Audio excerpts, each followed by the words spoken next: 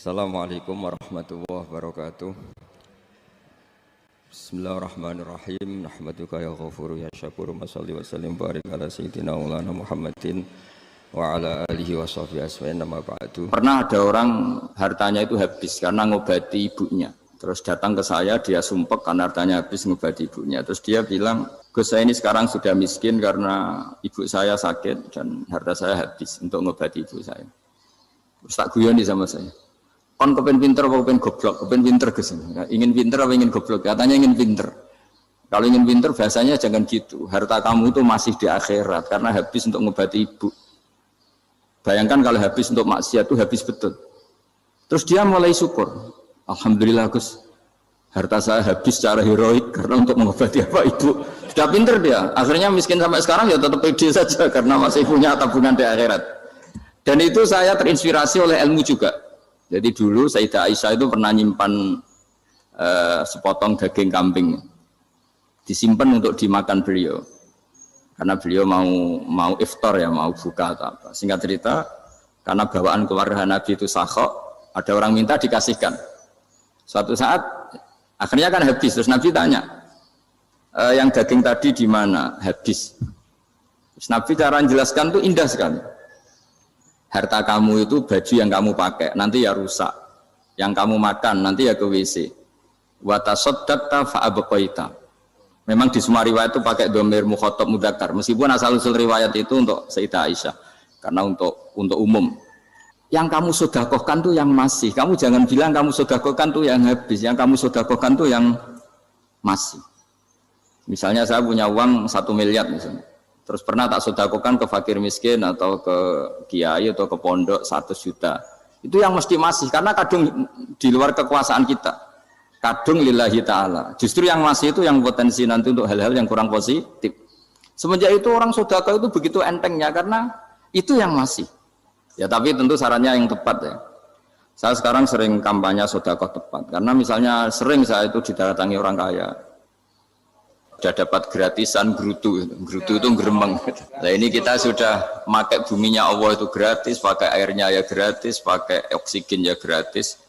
Kok masih gerutu, itu sudah jadi hamba yang nggak benar itu. Dibayangkan kalau kita pakai oksigen bayar, pakai buminya bayar, pakai airnya bayar semua. Kayaknya kita tidak mampu membayar. Dan kita sama Allah hanya disuruh ikrar, disuruh sujud. Pentingnya ilmu satu bahwa itu akan menjadikan satu perilaku. Misalnya begini ya, dulu itu kiai-kiai Jawa zaman dulu itu berpatokan karena dulu pemerintahan Hindia Belanda, seorang lagi masih pemerintahan Hindia Belanda. Itu dalil yang sering diutarakan itu sebaik-baiknya umara itu yang datang ke ulama, terus sejelek-jeleknya ulama itu yang datang ke umara. Tapi semenjak pemerintahan Indonesia dan kemudian ditandai beberapa tokoh kayak Gus Wahid putra Kiai Hasyim jadi Menteri Agama, ada Gus Wahib putra Kiai Wahab juga jadi Menteri Agama, ada Kiai Fathur Rahman keluarga Mbah Maimun, keluarga Sarang juga pernah jadi Menteri Agama. Kemudian bersamaan dengan itu dibangunlah satu pegangan ilmu. Pegangan ilmu ini penting karena ini yang mengilhami semua orang Islam, terutama ya utamanya ulamanya. Ada seorang ustadz, seorang guru ngaji yang karena melihat rata-rata penguasa itu zalim ya, datang ke Harun Ar-Rasyid. Ini perlu disemak, datang ke Khalifatullah atau Amirul Mukminin Harun Ar-Rasyid. Karena beliau seorang raja tentu terduga lah, atau ya umumnya atau gimana lah istilahnya, itu ya rata-rata ya agak seenaknya namanya raja, namanya penguasa. Ini dalam pikiran ustadz itu tidak mesti dalam fakta.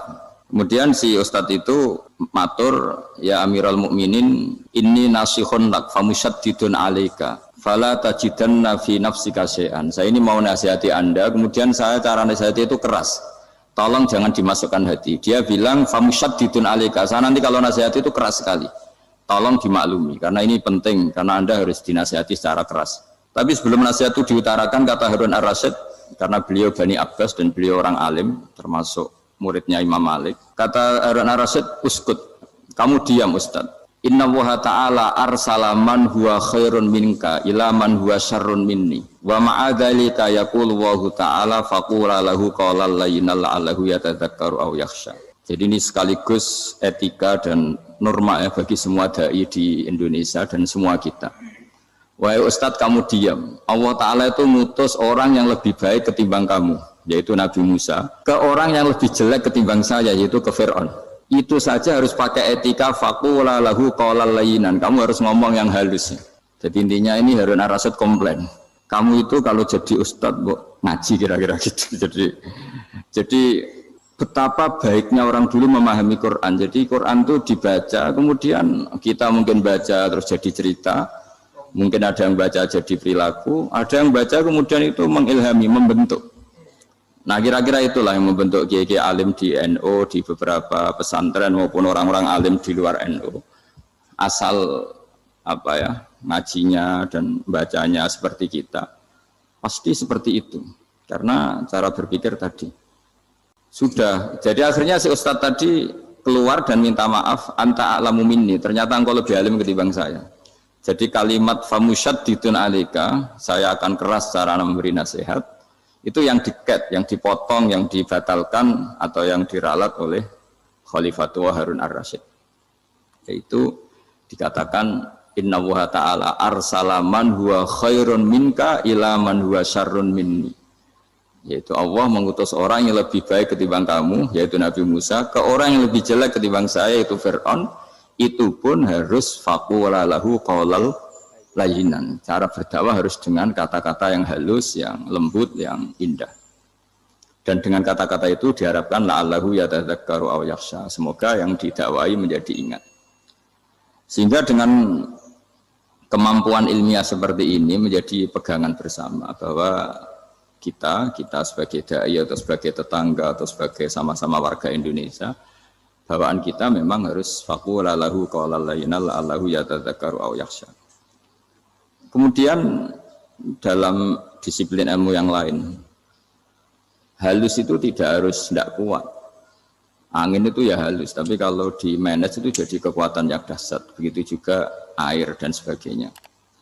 Sehingga tidak perlu khawatir terus kalau dakwah halus itu tidak punya efek yang signifikan. Tidak juga. Allah Ta'ala itu pengelola angin. Angin itu kekuatannya dahsyat. Sehingga Nabi Sulaiman dikasih kekuatan angin dan bisa terbang kemana-mana. Kemudian sekarang jadi teknologi yang banyak memanfaatkan angin. Mulai rem, mulai apa saja. Sehingga dari cerita saya ini kemudian terus kiai-kiai itu membentuk dakwah termasuk di ekonomi dengan cara yang rileks. Nah cara rileks itu satu tentu dimulai dengan ilmu. Misalnya begini, saya beri contoh. Ketika ada orang melafadzkan kalimat la ilaha illallah, tiada Tuhan selain Allah. Kemudian kalimat ini mungkin kalau orang NU baca itu rutin ya, karena kiainya kelamaan ya yang ikut sambil tidur. Ya. Kalau tahlil itu disebut kiai tertentu itu mesti yang belakang, wah suwi itu kalau kiai itu lama itu. Nah kiainya juga karena jadi lakon ya kan lebih semangat karena pegang mic. Biasanya gitu di NU itu. Kalau khotib mesti semangat karena yang pegang mic, yang dengerin mesti ngantuk karena monoton gitu. Karena yang mendengerin sudah tahu pasti nyuruh baik meninggalkan yang jelek. Jadi ilmunya sudah disimpulkan dulu. Setiap yang tidur di masjid mesti tak tanya kenapa tidur. Ilmunya tidak ada perkembangan, Gus, nyuruh yang baik meninggalkan yang jelek. Tapi kalau ilmunya agak ada perubahan kan dengar semua pasti nyuruh yang jelek meninggalkan yang baik. Karena watak manusia itu agak-agak suka fitnah, itu suka geger. Tapi kalau monoton itu mesti enggak itu. Tapi yang menjadi pegangan kita, saya ulang lagi, itu ilmu dulu. Saya ulang lagi itu ilmu dulu. Saya berkali-kali menyontohkan, kalau ada orang kafir, orang yang tidak bersyahadat 70 tahun, kemudian dia bersyahadat sekali saja di akhir hayatnya. Itu kata Allah, qulil ladzina kafaru iyantahu yughfar lahum ma qad salaf. Katakan ke mereka yang kafir, jika dia mau bersyahadat, itu masa lalunya diampuni semua. Sehingga kedahsyatan kalimat ini luar biasa. Orang yang kafir 70 tahun saja, barokahnya la ilaha illallah ini, dosanya bisa diampuni semua. Nah kemudian karena ilmu ini tidak begitu populer atau kurang dipopulerkan, atau kita sendiri kurang menghayati, sehingga la ilaha illallah itu lebih dianalisis cara lafadz ini, pelafatannya ada sanadnya enggak ya gitu. Terus cara melafatkan bareng-bareng seperti itu ada tumpengan ini bid'ah enggak ya. Jadi pertanyaannya sudah tidak tentang keramatnya atau sakralnya atau fadilahnya la ilaha illallah, tapi sudah macam-macam. Wiridan cara seperti ini ada hadisnya enggak, legal enggak, terus ada sanadnya enggak. Jadi saya mohon semohon-mohonnya untuk teman-teman yang di Al-Iman itu harus ngaji ya. Ngaji itu nanti kamu tahu cara mandang sebuah ibadah atau perilaku atau apa sajalah tahu. Karena al-ilmu yurisul ahwal, ilmu itu bisa mengilhami cara pandang.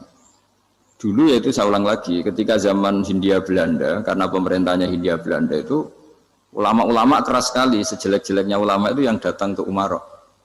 Tapi setelah era Mbah Hashim, era sampai Mbah Maimun, itu mereka peduli sama Umaro, semuanya sama-sama warga Indonesia yang ingin melihat Indonesia yang lebih baik.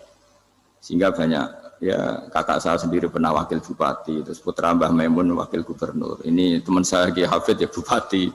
Semenjak itu terus, dan itu nggak lepas dari cara pandang. Yaitu cara pandang diantaranya adalah cerita tentang Nabi Musa yang Allah tetap peduli sama Fir'aun. Sehingga tetap didakwai Nabi siapa? Musa. Dan posisi Musa datang bukan memanggil. Ya, cuma sampai sekarang itu belum pernah ke kantor bupatinya Pak Hafid. Karena kadang-kadang orang terus curiga mengajukan proposal jadi agak repot. Ketemu bupati itu sialnya kiai kan mesti pikirannya orang bupati ini nyangoni, kiai ini disangoni itu. Itu terus kayak kita fakir miskin itu. Jadi makanya saya itu belum pernah datang. Tapi alhamdulillah karena beliau berambisi menjadi wa khairul umara mayatuna babal ulama. Jadi datang tapi sangat ambisius ingin mengalahkan ulama karena dia kalau datang statusnya lebih tinggi. Ya tidak apa-apa ini tawaduk tapi niatnya agak begitu tawaduk. Jadi datang. Jadi saya sering ke Jakarta tapi ya tadi jarang ya. Biasanya ngajarkan waktu hanya pas saja tidak kurang tidak lebih. Biasanya ngajar di pondoknya Pak Kures itu di Baitul Quran ya. Hanya ngajar santri-santri itu. Nah, jadi pemahaman Quran dulu itu kata Imam Ghazali itu membaca Quran itu membaca bukan bercerita. Kalau kamu membaca seperti ini kunta qori'an, kamu pembaca. Pembaca itu yang mengambil pelajaran. Tapi kalau kamu hanya cerita itu namanya kunta hakian. Sebenarnya Anda tidak membaca Quran, tukang cerita. Misalnya tadi cerita Nabi Musa datang ke Fir'aun. Itu kalau kamu hanya cerita, wah dulu itu ada orang namanya Fir'aun didakwai Nabi yang namanya Musa. Ya ini namanya tukang cerita. Kalau kamu pembaca tidak gitu. Betapa baiknya Allah. Orang sengawur Fir'aun saja inginnya Allah masih ingin diselamatkan dengan mengutus Nabi Musa kekasihnya. Itu namanya kunta qori'an. Kamu pembaca betul, bukan kunta hakian. Kamu tukang cerita. Begitu juga seterusnya tentang Quran ayat-ayat seterusnya. Sehingga yang diharapkan dari pembacaan Quran itu memang kita sebagai ahli baca, ahli mu'tabir ya, ahli yang ngambil pelajaran, bukan tukang apa? Cerita. Sehingga dulu ketika Sayyidina Umar radhiyallahu anhu ketika membuka Baitul Maqdis atau Baitul Muqaddas dan diajak syukuran, pesta-pesta makan itu. Beliau enggak mau. Ketika ditanya kenapa engkau enggak mau? Alasannya itu langsung beliau baca Quran. Jadi saya punya sekian contoh. Saya ulang lagi, saya punya sekian contoh. Orang-orang dulu dengan Quran itu menyatu, bukan sekedar dihafal tapi menyatu. Sehingga bawaannya itu sudah Qurani, sudah Qurani. Saya beri contoh pertama Rasulullah SAW, nanti Umar kedua. Rasulullah itu pernah nggak makan sampai 3 hari. Terus ditanya oleh sahabat, lalu kekuatan engkau bisa hidup apa? Terus menghentikan al-aswadani, maksudnya itu tamar dan air, hanya makan kurma dan air. Tapi beliau tidak ketemu roti atau tidak ketemu nasi lah kalau orang Indonesia. Ketika hari ketiga dikasih makan oleh sahabat, dipotongkan kambing, kemudian baru makan 3 lukmah, kira-kira ya 3 asupan nasi, berhenti. Padahal sahabat yang lapar sama dengan Rasulullah itu membayangkan Nabi itu sampai kenyang, sampai apa. Tapi ketika ditanya, seperti ini pun nanti ada hisabnya. Walatus alunna yauma idzin anin naim. Jadi acara makan-makan gini itu nanti ada hisabnya. Nabi nangis. Akhirnya sahabat nggak jadi nerusin makan. Jadi ketakutan orang dulu sama ketika Sayyidina Umar dijak pesta ketika memenangkan Baitul Maqdis itu. Inna wa ta'ala ayyara qauman. Allah itu mengkritik sebuah komunitas kaum karena apa? Adhabtum thayyibatikum fi hayatikum ad-dunya wastamta'tum biha. Kamu adalah orang-orang yang jatah nikmat kamu sudah kamu habiskan di dunia. Adhabtum itu kalian habiskan jatah kenikmatan kamu di dunia. Wastamta'tum biha, kamu di dunia sudah berpuas-puas. Maka jatah Anda sekarang di akhirat habis. Sehingga Sayyidina Umar enggak mau pesta-pesta karena takut jatah nikmatnya habis. Kata beliau terus astabqi thayyibati, akan saya sisakan sisi-sisi kebaikan saya supaya tidak habis. Torong Jawa itu aja dientek-entekno biar jatahnya masih. Sehingga di dunia kiai itu ya meskipun saya akrab bupati, akrab mungkin wakil gubernur, saya itu ya jarang ketemu. Karena kalau orang Jawa bawaannya ketemu ya makan-makan, guyon-guyon. Nak keterusan ras mlebu swarga. Makanya saya pastikan Pak Yusuf Mansur ke sini tidak akan saya jamin, biar aja, biar jatahnya masih. Jadi ini bukan karena saya biar jatahnya masih. Ya, jadi itu ilmunya kiai. Nah, efek dari ilmu ini dahsyat. Kalau Anda berpikir tentang nasib Anda di akhirat, nanti bawaannya juga tidak akan mudah menyalahkan orang lain, tidak akan menghakimi orang lain karena sibuk dengan dirinya sendiri, tapi tidak dengan makna egois, tapi makna orang baik itu siapa? Orang yang sibuk dengan aib pada dirinya, dengan kekurangan pada dirinya, saking sibuknya mikir aibnya sendiri, tidak sempat mengoreksi aibnya orang lain. Itu awal ilmu.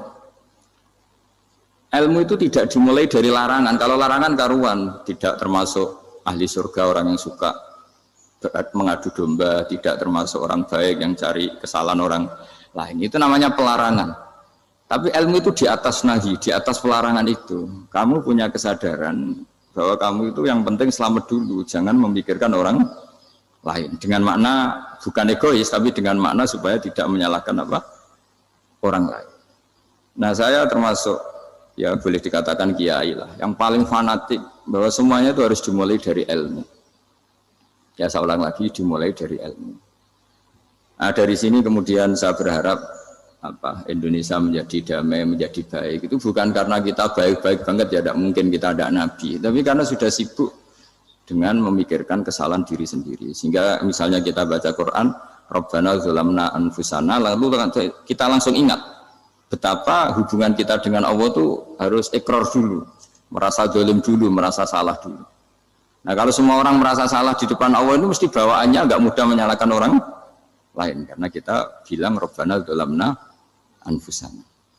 Nah, itulah ilmu-ilmu yang mungkin banyak pembaca Quran tapi hanya baca, atau kalau baca ini tok disebut al-haqi, ahli cerita. Yang dibutuhkan tuh al-qari, pembaca kemudian mu'tabir, kemudian mau beriktibar.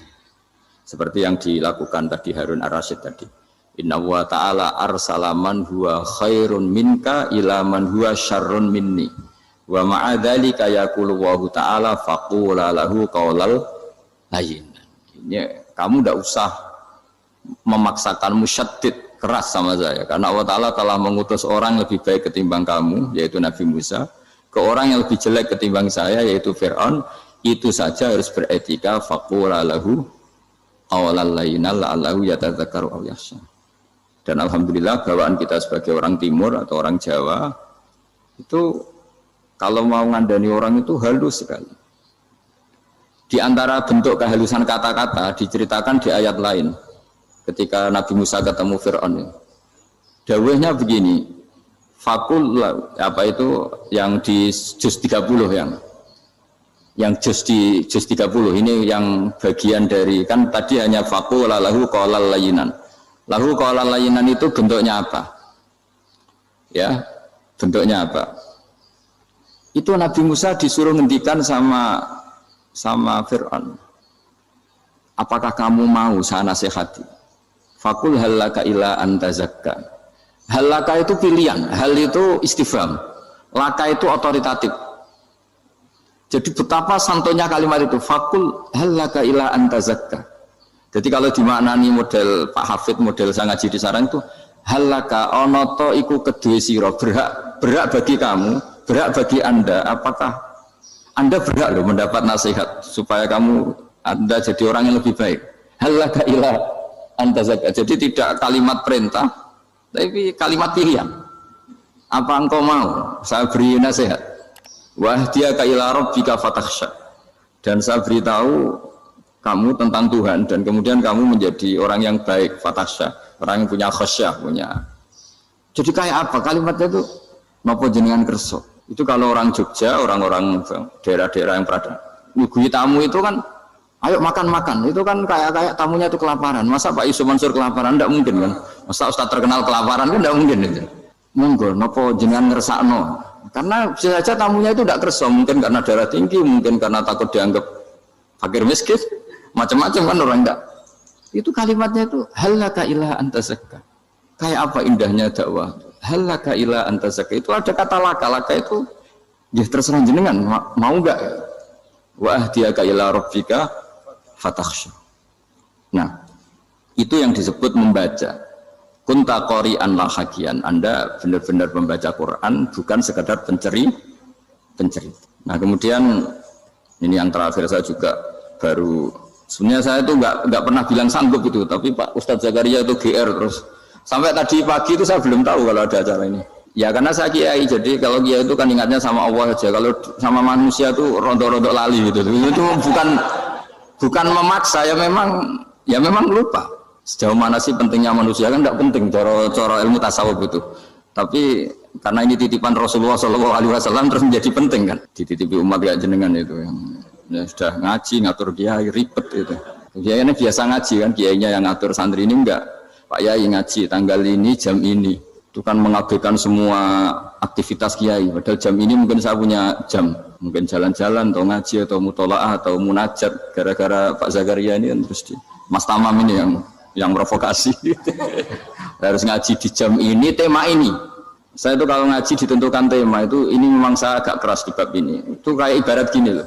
Saya ini dokter, kemudian ada orang yang sakitnya itu jantung, terus bilang ke saya, Pak dokter sembuhkan kukul saya. Wong penyakit ekstrimnya itu jantung, kok bila disembuhkan apa? Kukul. Kan gak penting, sembuh tidak sembuh, kukul itu kan gak penting. Jerawat itu. Kiai itu tahu kesalahan paling fatal manusia itu akidah. Kadang-kadang mintanya ilmu yang tidak akidah, yang gak penting. Jadi kadang-kadang kiai itu ya digurui betul kalau di Indonesia. Misalnya ini tidak nyindir loh, memang marah betul ya, kalau di bab-bab seperti ini. Tapi ini biar jadi ilmu masif, ilmu yang general. Saya ulang lagi ya, Anda jadi dokter, tahu pasien Anda ini penyakit jantung kronis atau sudah fatal lah sudah.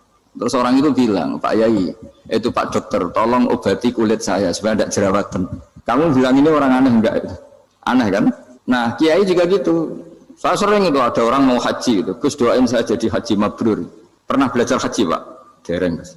Mungkin enggak orang belum belajar nyupir terus kemudian minta didoain, Gus saya mau nyupir doain selamat. Nyupir aja enggak bisa kok minta doa selamat. Harusnya urutannya kan belajar dulu baru minta doa. Tapi kali ini aliman bener ngajaknya akidah dulu, ahli sunnah. Nah itu bener karena akidah itu hal yang prinsip memang harus. Kalau kebetulan enggak bener taruh visi betul. Untungnya kalau temanya bener. Jadi saya mohon ke seluruh orang-orang yang mau ngaji ke kiai itu tema itu biar yang milih kiai supaya tahu prioritas yang harus benahin. Jangan tema yang kita yang milih, jangan-jangan tema yang kita pilih itu tidak mendesak atau tidak penting. Ini bukan apa-apa, ini saking ingin baik saya ya, keinginan baik saya supaya dulu zaman sahabat ya gitu. Kalau ada pertanyaan salah sama Nabi dibenerin, cuma Nabi terlalu bijak. Cara benerin tuh enak. Kalau saya karena tidak Nabi saja ya agak-agak kasar kan. Kalau tidak Nabi tidak wajib bener terus. Yang wajib bener terus itu Nabi. Saya beri contoh. Nabi itu ngendikan tentang kiamat. Kiamat itu dahsyat, mengerikan gini-gini. Kalau pikirannya orang kampung itu begini. Nabi ini aneh. Cerita kiamat dahsyat tapi nggak ada tanggalnya, nggak ada tahunnya. Harusnya ada dong biar kita bisa persiapan. Sehingga Nabi disomasi di tengah-tengah khutbah itu, ya Rasulullah mata sa'ah. Nah, karena ini orang Bedui, Nabi nggak dengerin, masih ulang lagi. Mata sa'ah ya Rasulullah. Ketika Nabi mengabaikan itu ada dua kelompok sahabat, yang satu bilang lam yasma, Nabi tidak dengar sehingga mengabaikan. Yang kedua bilang sami'a wa kariha, Nabi sebenarnya mendengar tapi tidak berkenan. Tapi diulang lagi ketiganya, ya Rasulullah mata sa'ah. Akhirnya Nabi jawab, mau tidak mau, karena kalau enggak ya namanya orang Bedui ngomong terus.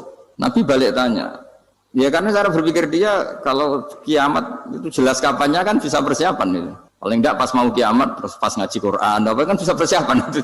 Akhirnya Nabi balik tanya, ma'at tatalaha, Kalau kamu berani tanya kiamat, lalu persiapan kamu apa?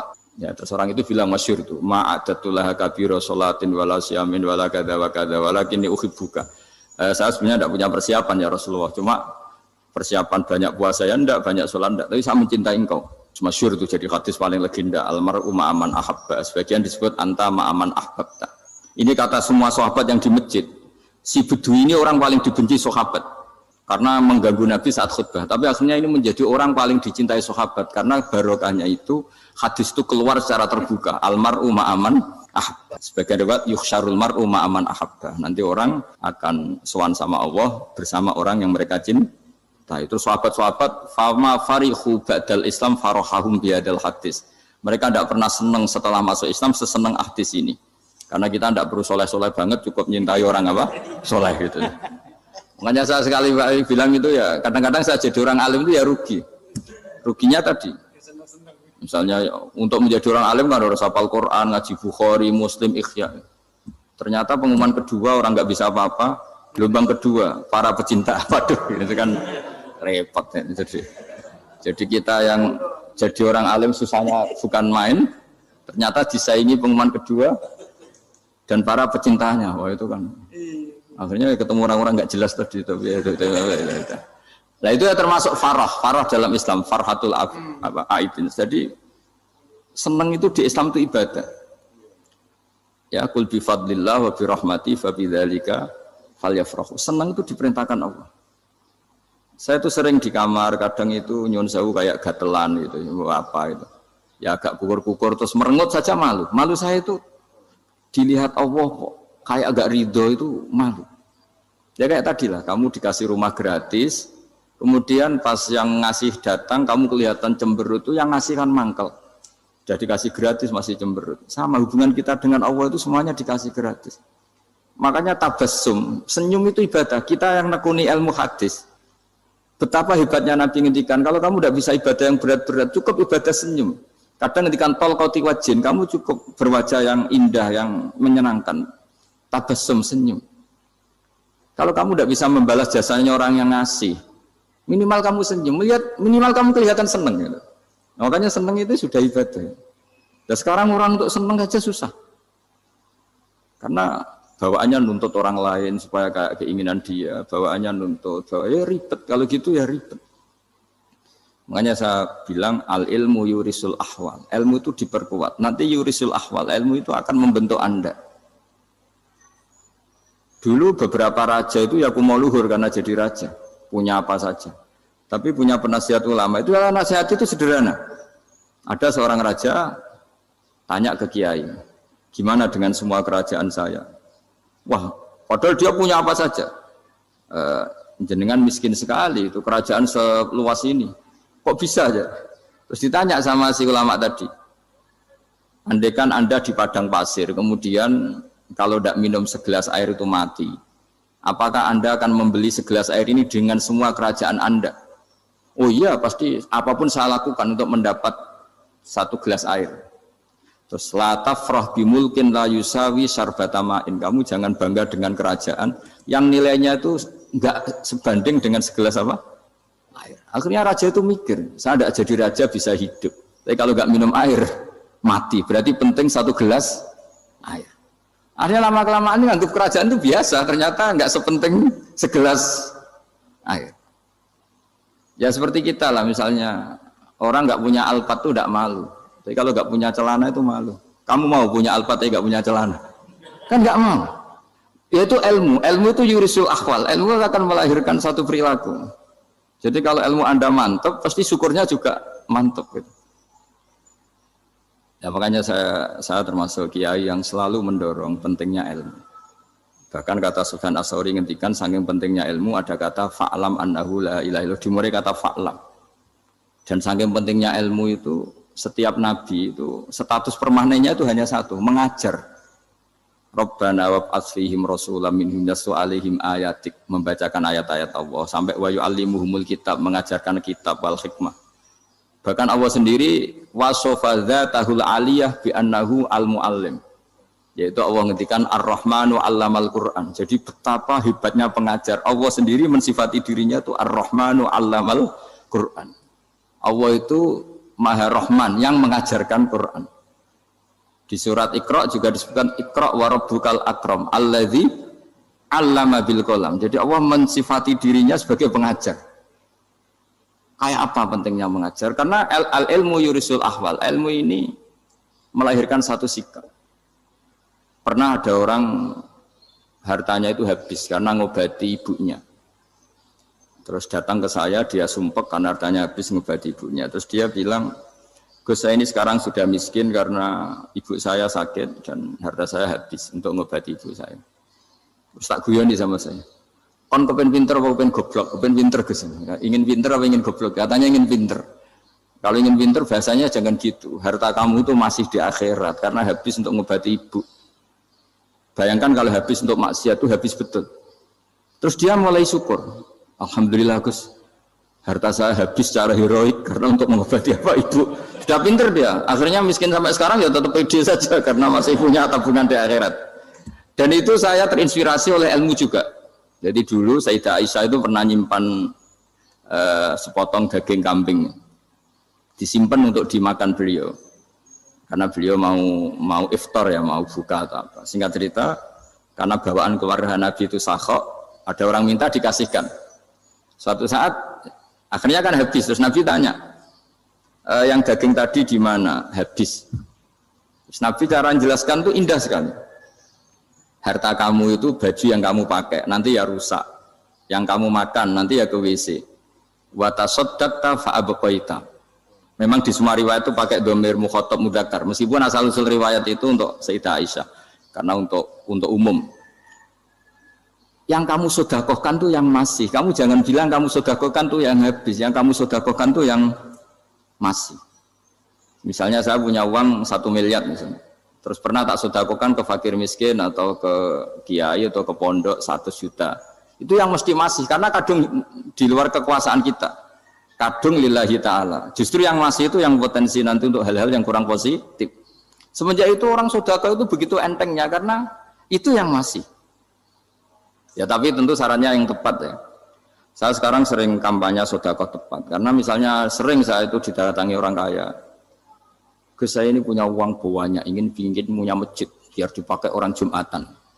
Terus saya bilang, kamu ingin jadi orang baik betul apa baik versi Anda? Baik betul Gus. Tak ajarin mau, gak tersinggung, mau Gus. Kalau Anda bikin masjid di kampung Anda, masjid terbaik di dunia sekalipun, yang bingung saya ahli fikih. Kok bisa? Kan terjadi 2 Jumatan, nanti sahnya yang mana? Kamu enak aja bikin masjid, kamu bikin masalah baru bagi kiai fikih di daerah kamu. Belum nanti orang terus migrasi ke masjid Anda karena lebih baik, koriknya lebih baik. Kamu membunuh masjid yang lebih tua, itu nggak sopan sekali, masjid itu sudah lebih tua kamu. Akhirnya mikir, nggak usah Gus kalau gitu, sedekah apa saja, yang penting perintah dengan gimana. Ya sudah. Jadi sedekah itu juga harus dibina supaya kalau orang kan bisa saja kan uang 100 juta itu untuk fakir miskin manfaat, ternyata untuk masjid yang sifatnya aksesoris, untuk lampu yang kristal yang mahal-mahal bukan yang pokok. Itu pentingnya ngaji ya. Jadi lagi-lagi al-ilmu yurisul ahwal. Ilmu itu melahirkan satu sikap. Jadi ketika ada masjid baru, kalau orang nggak bisa ngaji fikih, wow ada masjid baru, masjid banyak. Tapi kalau yang ngaji fikih ngerti ini malah ada masalah baru karena ada ta'dudul Jumatan. Gimana hukumnya 2 Jumatan dalam kondisi yang tidak mendesak. Makanya sekarang saya baru kampanye itu. Dulu itu kalau ada masjid banyak itu kan faktornya beda ormas. Beda pemahaman atau agak jauh, masih hukum sosial atau bawaan kondisi. Misalnya di dekat UGM itu ada masjid kampung pertama, bawaan masjid karena ada kantor besar, atau bawaan ada pabrik besar, atau ada sekolahan besar. Tapi sekarang itu ada pertanyaan baru, ada masjid baru karena ada orang kaya ingin bikin masjid. Itu gimana itu hukum? Nah, tapi kalau orang tidak nekuni fikih itu ya langsung wah bagus untuk bangun masjid. Bagus piye gene sing kangelan memfikihkan tadi. Nah itu ilmu. Jadi kalau yang tidak nekuni fikih itu ya tidak tersiksa, tapi yang nekuni fikih itu pasti tersiksa karena seperti itu tadi. Ya jadi saya mohon di antara cara kita dakwah secara damai itu dimulai dari Rabbana Zolamna Anfusana. Itu di pakai Nabi di redaksinya digenti Diganti dengan makna supaya kita per individu matur Allah, apa ini zulam tu nafsi zulman kabiron katsiran. Nah, bawaannya orang mengaku zalim, mengaku salah itu kan sudah tidak sempat mikir salahnya orang apa lain. Dan dari sini kemudian dia jadi orang yang tawadhu, yang ubudiyah, yang macam-macam. Sehingga Nabi ini bukan dianggap ya, pasti penjelas terbaik. Terus Allah meredaksikan wa ma tuqaddimu li anfusikum min khairin tajiduhu indallah. Apa saja kebaikan yang kamu sudah berikan untuk Allah sampai akhirat itu ya pasti kamu temukan di akhirat. Terus yang terakhir saya beri contoh orang peminta-minta sa'il. Itu Sayyid Ali Zainal Abidin kalau ada orang minta-minta terus dikasih. Misalnya dikasih ya 100.000 atau 50.000 atau 10.000 sesuai kemampuan yang memberi. Itu marhaban biman hamala zadi ilal akhirah. Saya terima kasih ya, gara-gara kamu minta uang saya jelas sudah sampai akhirat. Coba kalau di rumah bisa saja untuk hal yang tidak positif. Jadi bawaannya itu cara pandang itu rubah. Jadi sebenarnya kalau kita ngasih uang di masjid, ngasih kiai atau ngasih fakir miskin, ya uang itu yang masih, bukan yang habis. Itu watasodak kata fa'abqaita, yang kamu berikan itu hakikatnya yang masih. Karena sudah ada kamu otak-atik lagi, makanya disebut wakaf. Sebenarnya wakaf itu dulu secara makna lughat, saya ulangi secara lughat. Maknanya itu sudah berhenti, wakafun maknanya berhenti. Nah, sedekah itu dari kata sedekah maknanya benar. Orang yang sering sedekah berarti imannya benar. Orang yang uang sudah diberikan berarti dia sudah terputus, wakaf berhenti dari hubungannya dengan dia. Sudah dikasihkan berarti selesai. Sehingga wakaf dan sedekah itu sebenarnya maknanya saling melengkapi. Kemudian orang-orang fikih karena ada disiplin ilmu tertentu, wakaf itu untuk sedekah yang permanen, yang abadi, kemudian sedekah untuk infak. Tapi itu kan hanya istilah-istilah dalam disiplin ilmu. Sebetulnya kalau pakai ilmu yang umum, sedekah ya bisa disebut wakaf, wakaf ya bisa disebut apa? Sedekah. Karena maknanya sedekah itu wakaf. Wakaf itu apa? Qat'u raqabatil malik an hadal mal atau an malih. Hubungan pemilik harta ini terputus dari harta itu. Jadi misalnya saya sudah wakaf tanah ini ke masjid, sudah diterima. Buat saya kepikiran gadekan atau menjual sudah tidak bisa, sudah berhenti di situ saja hubungan saya dengan kepemilikan harta itu. Makanya disebut apa? Wakaf. Dan kalau saya wakaf berarti menunjukkan kebenaran iman saya karena sudah menafkahkan sebagian harta untuk Allah Taala. Disebut sodik, sodak. Makanya bahasa Arab itu gampang ya. Kalau sodal qaf, sodako. Orang kalau bayar mahar disebut sodak karena menunjukkan cintanya. Teman yang setia disebut sodik karena ya benar dalam berteman. Abu Bakar disebut as-siddiq karena sangat membenarkan kanjeng Nabi dan seterusnya dan seterusnya. Jadi begini ya, kalau dalam fikih Islam, misalnya ini ada di beberapa literatur fikih, di semua fikih, baik mazhab Syafi'i, Hanafi, Hambali, di semua kitab fikih.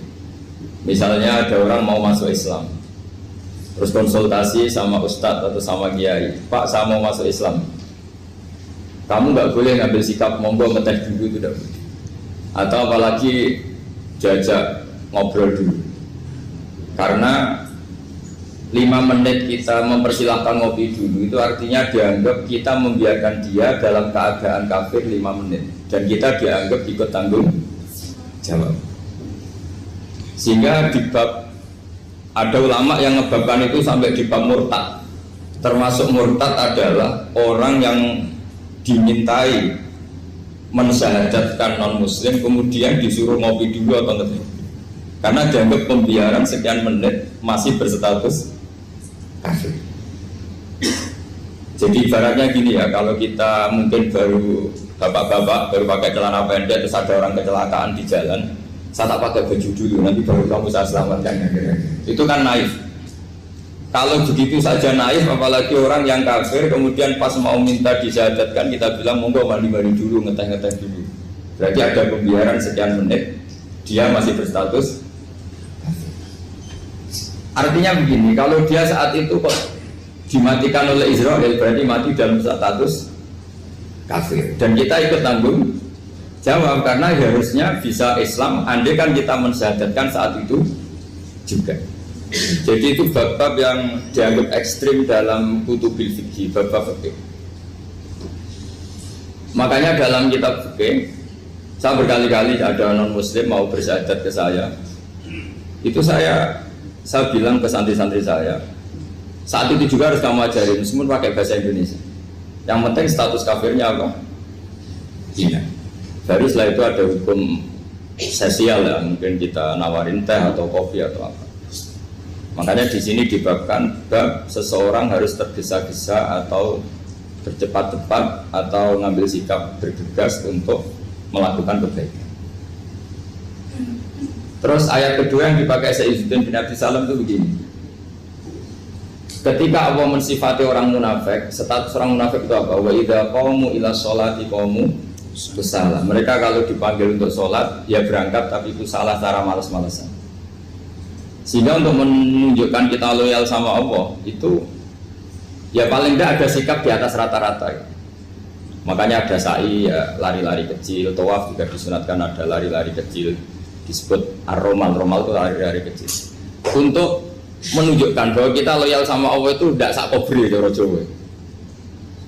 Nah itu dibabkan sendiri, jadi beda antara tergesa-gesa sama ekspresi serius. Jadi musyawarah itu ya kira-kira kan nggak mungkin lah kita dipanggil rektor atau kiai atau orang tua kita terus jalan leha-leha itu kan nggak mungkin. Nah contoh yang diambil di sini begini. Ketika ada debat terbuka antara Fir'aun dan Musa, saya ulang lagi, ada debat terbuka antara Musa dan Fir'aun, kan Nabi Musa datang ke Fir'aun. Lalu kata Fir'aun, ini asal-usul ayat ini, saya terangkan sejarahnya. Kata Fir'aun, lalu kalau kamu tidak nuhankan saya, Tuhan kamu siapa? Terus kata Musa, Rabbus samawati wal ardi, yang nuhani langit dan bumi. Fir'aun masih berkelit. Kalau Tuhan di bumi, setahu saya kemana-mana yang dituhankan saya, kata Fir'aun. Ma'alim tulakum min ilahin ghairi. Terus Nabi Musa masih ngendikan, ya sudah Tuhan yang nuhani langit. Terus Fir'aun manggil Haman. Haman itu arsitekturnya Fir'aun. Ya Haman ibnili sorhal ali abduhul asbab samawati fa'attaliya ila ilahi Musa. Haman bangunkan kami piramida yang tinggi. Saya ingin melihat Tuhannya Musa. Musa akhirnya mikir, karena kalaupun Fir'aun bisa naik ke langit tetap tidak bisa melihat Tuhan. Kita tahu Tuhan nggak bisa dilihat, kita yang mukmin aja tidak lihat, apalagi Fir'aun rivalnya. Akhirnya Musa ganti argumentasi, yaitu argumentasinya Musa, Rabbukum wa Rabbu abaikumul awwalin. Ini perlu diingat dan perlu saya sampaikan. Yang nuhani kamu dan yang menuhani leluhur kamu, itu sangat memukul Fir'aun. Karena logikanya kalau Fir'aun itu Tuhan, berarti babanya dulu tanpa Tuhan. Ini ada Tuhan terlambat ya. Jadi kalau Fir'aun Tuhan, berarti banyak tanpa Tuhan, karena zaman era mbahnya belum ada Tuhan. Karena perdebatan itu banyak penggawa Fir'aun yang mukmin. Wah ini Fir'aun nggak bener ini. Kalau dia Tuhan berarti babanya tanpa Tuhan. Karena kalau iman itu akan diadili, akan dieksekusi, maka orang ini berstatus rojulum mukminum min ali fir'auna yaktumu imanah. Maka di Quran diterangkan wa qala rojulum mukminum min ali fir'auna yaktumu imanah. Ada seseorang yang iman tapi menyembunyikan iman. Lah orang ini selalu ikut rapat di rapat-rapat penting Fir'aun, termasuk rapat ketika Fir'aun dan para tentaranya memutuskan membunuh Musa. Karena dia ikut rapat dan eksekutornya besok disuruh menangkap Musa. Orang ini malam itu juga nemuin Musa, terus bilang innal mal ayat tabiru nabikal yaqtulu ka Musa. Rapat tadi malam memutuskan kamu besok dibunuh, maka kamu harus bergegas meninggalkan Mesir. Nah, dari kesimpulan itu, dari cerita itu kemudian diambil secara hukum fikih bahwa untuk menyelamatkan darah harus jasa, harus bergegas. Andai kan Musa itu kok sak kobre, sak sempate, maka keburu. Andai kan ini rojul ini tadi, orang tadi penasihat tadi, kok sak kobre ya, maka berarti Musa terlanjur tertang. Jadi itu pentingnya ulama ya. Jadi cerita yang linier, cerita yang seakan-akan cerita di tangan ulama tetap menjadi al-ahkam al-fiqhiyah, menjadi ketentuan-ketentuan apa? Fikih. Jadi yang diambil di sini adalah lelaki tadi yang ikut rapat tadi bergegas menemui Musa, memberitahu kalau kamu besok mau dieksekusi, fakhrus, maka kamu harus secepatnya keluar dari Mesir untuk menyelamatkan diri. Terus oleh Sayyidina bin Abi Salam dibabkan bab harus tergesa-gesa menyelamatkan darahnya orang apa? Islam. Jadi ini penting saya sampaikan. Jadi al-qasas ya, semua cerita di Quran itu tidak sebagai cerita, karena Quran tidak ingin melahirkan pendongeng, tapi harus menjadi ibrah, menjadi teladan. Jadi makanya terus di kitab-kitab ulumul Quran diterangkan al-qasas ya, beberapa cerita di Quran adalah semuanya menjadi ketentuan fikih. Saya ulang lagi ya, semua cerita yang ada di Quran itu menjadi ketentuan fikih, meskipun alurnya apa? Cerita. Kayak tadi kan alurnya cerita bahwa lelaki ini bergegas nemui Musa supaya Musa cepat keluar dari Mesir. Terus dibabkan babul musaroah ilam musifid. Saya teruskan. Wa kama laro'aina ma yaqtulu musliman law tabtu'u alaihi laqata lahu fal musaroah ila takhrisihi min wajibatun. Idlaisal unatu mahmudatan fi kulli syai'in falaha mawatin tuhmadu fiha wa mawatin tutamu fiha wa kadzalika al-musaroah wal lain wal dhulta wa ghairuhuma. Terus cara berpikir ulama, saya pernah baca dalam satu sejarah ulama besar namanya Sufyan Ats-Tsauri. Sufyan Ats-Tsauri itu menjadi wali itu gara-gara kalau sholat di masjid itu beliau datang sebelum azan. Saya ulang lagi, beliau datang sebelum azan. Ditanya, kenapa kalau kamu datang sebelum azan? Saya ini gak ingin jadi hamba yang buruk. Hamba yang buruk atau pembantu yang buruk adalah setempe nunggu dipanggil. Misalnya kita tahu majikan kita pasti manggil jam 7. Kemudian jam 7 itu Anda masih ngopi, masih tata-tata, itu kan tidak menghormati majikan. Harusnya kamu setempe di jam yang saat itu pasti majikan Anda memanggil. Kata beliau, saya tidak ingin seperti pembantu yang buruk. Datang nunggu apa? Dipanggil. Jadi itu ada beberapa spirit ya, atau inspirasi dari aturan-aturan mahabbah. Sebab itu ketika Allah kritik orang munafik, wa idza qamu ila sholati qamu kusala, ketika dipanggil sholat mereka datang bermalas-malasan. Karena tidak ada cintanya sama Allah, maka datang berlambat-lambat. Nah, berarti kalau ekspresi cinta mengharuskan kita datang bercepat. Makanya dalam istilah lain di Quran ini termasuk balaghatul Quran. Di juz 25 itu istilah menuju Allah itu fafirru ilallah. Kita tahu firar itu maknanya lari apa jalan biasa? Lari. Jadi untuk mengekspresikan mahabbah kita, kangen kita pada Allah, cara bahasa Arab isak kita, berontok kita sama Allah, tidak diistilahkan jalan tapi fafirru ilallah, harus bergegas berjalan. Begitu seterusnya. Maka kalau ada orang Islam, terus ini konsekuensi hukum, ada non muslim minta, Pak Bahak, saya tolong ajarkan syahadat. Nggak boleh saya bilang gini, monggo ke dalam dulu. Padahal perjalanan ke rumah saya misalnya setengah jam, nggak boleh. Saat itu meskipun sambil berdiri-diri harus kita tauhidkan. Kamu yakinnya Allah itu satu, Tuhan Allah, harus. Karena kalau ada perjalanan ke rumah 5 menit terus dia kecelakaan, belum syahadat, statusnya mati apa? Kafir. Dan kita ikut terlibat karena sebetulnya bisa mengislamkan saat itu juga. Analoginya kayak tadi ya. Orang kecelakaan di jalan karena kita pakai celana pendek, contoh Suriah ya, saya tak pakai baju dulu. Habis itu diludes truk. Itu kan kita ikut salah karena kita yang punya kesempatan. Tentu yang disalahkan yang punya kesempatan. Karena merubah status dari potensi kelides truk menjadi sama sekali gak potensi kelides truk dengan kita inggirkan, meskipun kita dalam keadaan tidak ideal. Sama. Orang kafir yang mau masuk Islam itu umumnya kiai-kiai kan kadang sebagian disuruh mandi dulu, itu salah sebetulnya. Itu salah sekali. Sangat salah. Apalagi nunggu seremonial di masjid, nunggal tokoh-tokoh itu bujutnya salah. Itu gak cuma salah, bujutnya salah. Jadi salah yang akut. Itu salah besar ya. Kalau seremonial monggo, tapi kalau mengislamkannya harus saat itu. Apalagi ya seremonial seminggu lagi nunggu tokoh terkenal, nunggu disyuting dulu, wah itu perilaku show, itu bukan mengislamkan itu. Makanya kita yang sebagai peneliti fikih itu kadang itu enggak sreg gitu. Masa mau Islam nunggu di masjid dulu, di syuting dan tokoh-tokoh itu salah. Itu sama dia kamu lihat orang kecelakaan mau menyelamatkan, ini ada wartawan enggak ya? Minta di syuting dulu sedang mati gitu. Jadi kita normal saja dalam Islam, sesuatu yang mendesak, yang emergensi ya perlakuannya harus cepat. Sehingga dibabkan faslun fil musarohah ila musifid fitima. Jadi ada beberapa contoh di Quran memang aturannya seperti itu. Makanya semua redaksi Quran tentang menuju Allah diredaksi fafirru ilah. Makanya di tawaf ada ekspresi romal, jalan agak cepat. Di sa'i juga ada momen-momen kita harus romal, berjalan cepat. Di beberapa aturan juga seperti itu. Ya saya ulang lagi, di beberapa aturan Islam juga seperti itu.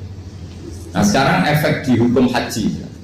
Saya banyak baca literatur haji.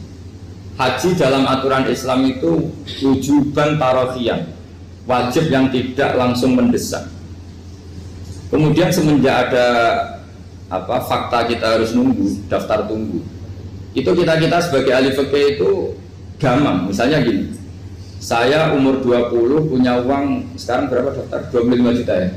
Saya umur 20 punya uang 25 juta. Saya jomblo misalnya, ya butuh nikah, ya butuh macam-macam. Itu wajib daftar haji apa enggak? Karena kalaupun daftar nunggu 20 tahun. Nah sekarang kalau ada orang umur 50 tahun punya uang 25 juta, menurut Anda wajib daftar saat itu apa enggak? Mau daftar saja bisa game gitu. Jadi kalau misalnya umur 50 ditambah 25 kan 75. Itu kalau orang sumpah sudah tetap mati itu. Maka itu menjadi pertanyaan, apakah fikih ini kita rubah? Karena dulu kan orang itu longgar semua. Karena haji zaman Nabi pun tidak langsung dilakukan saat pertama diwajibkannya haji. Jadi Nabi punya sisi unik. Pertama ada tahun diwajibkannya haji, Nabi tidak langsung haji. Sebab itu ulama berkesimpulan kalau wajibnya haji tidak langsung. Maka fikih itu memang unik. Sholat juga gitu. Ada istilah begini dalam sholat. Watajibu sholat ala kulli muslimin wujuban muwassa'an. Di semua kitab fikih takbirnya seperti itu redaksinya. Wajib sholat dilakukan orang Islam wujuban muwassa'an, wajib yang ada longgarnya. Sehingga ketika zuhur jam 12 WIB kita dengar azan, boleh sholat setengah 1, jam 1, setengah 2, jam 2. Karena memang wujuban muwassa'an, memang ada batas akhir waktu misalnya sampai setengah 3. Nah problemnya begini, misalnya setengah 1 Anda pasti dipanggil majikan kamu yang diharuskan melakukan satu aktivitas, misalnya Anda pilot, yang nggak mungkin sholat lagi di kokpit. Apakah status wujuban wasaan wajib yang longgar menjadi hilang karena setelah itu tidak ada kesempatan lagi sholat? Apa tetap kita sebagai ahli Islam yang agak balelo tapi alim, misalnya ya sudah tetap jadi pilot, nanti kan ada aturannya sendiri, ada rukhsahnya sendiri, ada kemurahan sendiri, kita sudah jadi pilot. Misalnya sholat tanpa harus menghadap kiblat, sholat yang tetap di perjalanan. Kira-kira Anda kalau jadi ahli fikih milih mana? Milih harus sholat di depan, apa tetap memberi kelonggaran? Gak apa-apa sholat sambil apa? Nyuper ya, sambil pilotin apa pesawat. Anda milih mana? Karena kalau konstitusi ilmu itu memang harus ada, dengan tanda kutip ya, memang harus ada nakalnya. Kalau nggak nakal malah gak sah. Memang unik ilmu itu. Karena ilmu itu kalau dipaksakan lurus terus, itu nanti malah bengkok karena menghilangkan rukhsahnya Allah, kemurahan Allah. Tapi kalau dipaksakan rukhsah terus, murah terus, nanti dianggap menyepelekan hukumnya Allah. Maka kita yang ahli fikih itu pusing. Misalnya saya sering ditanya, Gus saya ini supir bis, kan musafir terus, berarti saya boleh nggak puasa terus panjang Ramadan? Coba kalau ada jadi ahli fikih mesti bingung. Mau boleh, ya boleh terus supaya orang nggak peduli sama Ramadan. Mau mengatakan wajib puasa, kayak nggak peduli dengan kemurahan Allah yang membolehkan musafir tidak puasa. Coba loh, Anda jangan jadi ekstremis yang misalnya bantah kok protes kok ini kan. Jadi memang mengkaji ilmu itu. Ya makanya dengan tanda kutip itu harus ada nakal. Tapi nakal yang baik bukan nakal. Nakal itu kalau bahasa Jawa itu kan tidak harus dosa. Seperti anak kecil, menek-menek itu, tuh bocah kok nakal. Padahal anak kecil menek itu haram dah. Enggak kan? Malah orang tuanya yang bentak itu yang haram. Yang nakal betul ya ibunya yang bentak cerewet itu, karena ibunya orang yang sudah mukallaf, sudah tua, salah langkah yaitu bentak. Kalau anaknya naik meja itu ya sebenarnya bahasanya tidak nakal, lucu. Oh jebles pinter coba bisa munggah meja, harusnya diapresiasi. Tapi rata-rata itu semua akal mencampur gelas. Coba, malah boe malah mecano tabungan. Bapaknya marah tukang nguras tabungan. Sebetulnya senakal-nakalnya anak kecil itu nakal orang tuanya, itu pasti. Karena ini sudah kena fitop, sementara anak-anak belum kena. Saya pernah punya tamu karena di tradisi Kiai itu sering punya tamu. Bapak ibunya itu kultus sama Kiai, bentak anaknya disuruh salim sama saya. Anak kecil kan nggak mau jalan-jalan terus, marah. Tak marah orang tuanya tak marahin. Yang dosa itu kamu bentak anaknya. Kalau anak kecil itu kena diskon rufi al-qalamu an salasin. Di antara aturan Islam apa? Tidak ada keharusan bagi 3 orang. 1 anak kecil sampai balik, 2 orang tidur sampai bangun, 3 orang gila. Artinya anak kamu itu tidak kena kitab untuk sopan sama saya. Kamu yang kena kitab baru sopan sama anak-anak. Nah ini ada Jawa itu kadang keliru. Jadi orang tua itu marah-marah memaksakan anaknya sopan. Padahal Allah memberi diskon anak kecil itu belum wajib sopan. Gak apa-apa ada tamu naik-naik gitu. Asal masih anak kecil. Makanya Rasulullah ketika beliau sholat sujud itu Hasan Husain itu naik. Cara Jawa Nabi itu 3 tumpahan. Semua riwayat mengatakan Nabi itu diam saja, gak berani ngangkat. Sampai sahabat itu ada yang ngomong, ini Nabi sujud lama sekali ada apa? Jadi kita punya riwayat itu ya baru kayak sahabat yang agak nakal. Semuanya itu sujud, tapi bareng di atas rata-rata ada sahabat yang belakang ngomong, siapa tuh ini sujudnya kok lama? Barokahnya itu ditemukan riwayat, oh ono putune. Karena Hasan itu naik di atas punggungnya apa? Nabi itu andaikan tidak ada yang ngomong, riwayat ini tidak ditemukan. Barokahnya ada yang mongok itu mungkin kalau sekarang mungkin semua masjid mongok karena orang sekarang jarang yang khusyuk. Kalau dulu hanya 1 yang di belakang. Setelah itu Nabi memberi penjelasan, saya tadi sebetulnya harus mengakhiri sujud saya sesuai aturan umum, tapi ada cucu saya tak biarkan sampai dia puas naik punggung saya sehingga dia turun baru sana. Filosofinya apa? Begini, anak kecil 1 tidak kena kitab, 2 jangan sampai sholat itu jadi problem. Kalau Nabi nyentak Hasan membentak, putu lono bae sholat kok diganggu, maka sholat menjadi trauma. Gara-gara sholat bahasa bentak saya. Lama-lama anak ini trauma dengan sholat karena dianggap problem. Makanya saya termasuk kiai nggak berpendapat anak kecil nggak boleh di masjid. Sering kan anak kecil di masjid atau khutbah ramai. Saya termasuk setuju tetap boleh. Kalau dibentak di masjid maka dia trauma dengan masjid. Bangsa ke masjid dibentak. Lagi pula kadang-kadang orang tuh gaya-gayaan toh. Wah suami orang khutbah ramai nih. Padahal kalau nggak diramein anak-anak malah dia tidur. Kita kan tidak bisa menjamin kalau perilaku kita lebih baik gitu. Mendingan kan anak-anak main di masjid dibanding di karaoke kan. Jadi kan, ya ini maksudnya saya, ini fikih ya. Fikih itu wilayahnya, makanya jadi ahli fikih itu susah-susah gampang. Jangan hanya berpikir protes dengan ketentuan fikih, mengkaji yang sebanyak-banyaknya itu tadi. Misalnya Anda seorang supir permanen, supir bis terutama. Kalau truk kan bisa leha-leha, kalau bis kan apa ada deadline-nya ya waktu. Seperti bis jurusan Surabaya Semarang, saya kan sering naik bis jurusan Surabaya Semarang. Kadang-kadang supirnya melihat saya tanya, Gus saya ini supir, saya ini Ramadan itu gimana ya? Ya saya sudah ngerti setengah nakal, dan senengnya dijawab rasa poso ya saya tahu. Tapi masalahnya secara fikih kalau kamu mengatakan kamu harus puasa terus, kamu melanggar konstitusi ilmu. Memang musafir punya diskon? Boleh tidak puasa. Pertanyaannya bayarnya kapan? Mau Syawal ya nyupir lagi, Zulhijjah ya nyupir lagi, nanti sampai Ramadan ya. Nah terus ya pas kamu cuti, biasanya cutinya pas sakit, boleh diskon lagi karena sakit. Coba. Nah andai kan ada jadi ahli fikih milik zaman. Lu kalau orangnya soleh terus kayak ustadz-ustadz di sini kayak dosen UI kan, masa dosen UI Universitas Islam nggak Islami kan nggak mungkin. Mungkin memilih poso kan. Masalahnya ini kan hukum untuk orang kebanyakan, nggak boleh hukum musuh gak kuat. Sahur jam 3:30 ngombe vitamin pokoknya harus kuat. Itu tidak hukum, itu saran. Hukum itu beda dengan saran. Hukum itu hanya berbicara musafir itu boleh stop. Kalau saran memang boleh, ya usahakan kamu makan 3:30 pas fit, nyupir. Terus kalau nyupir selesai jam 10 nanti istirahat. Memangnya majikan bisa ngatur jamnya? Itu fikih. Maka menjadi perdebatan yang namanya pergi itu apa? Menurut Imam Syafi'i pergi itu ya dari rumahnya ke tempat yang asing yang tidak wilayahnya namanya pergi. Menurut Imam Ahmad bin Hanbal enggak. Pergi itu tidak kerja. Jadi orang yang supir yang seperti itu namanya tidak pergi tapi kerja. Tanyakan ke publik, misalnya jenengan ke UI, istri kamu atau suami kamu ditanya, istri kamu kemana? Kira-kira jawabnya bilang pergi jalan-jalan apa bilang kerja? Kerja. Makanya kata Imam Ahmad bin Hanbal, mudi musafar atau orang yang berprofesi, yang profesinya memang harus pergi kayak traveling atau supir, maka itu namanya tidak pergi, namanya itu kerja. Karena apa? Sekali distatuskan pergi, maka ikut status yang dikatakan Allah dan Rasul, dapat diskon, boleh tidak puasa. Maka terus kita debat tentang definisi. Nah, definisi ini penting karena yang menjadikan hukum rubah itu definisi.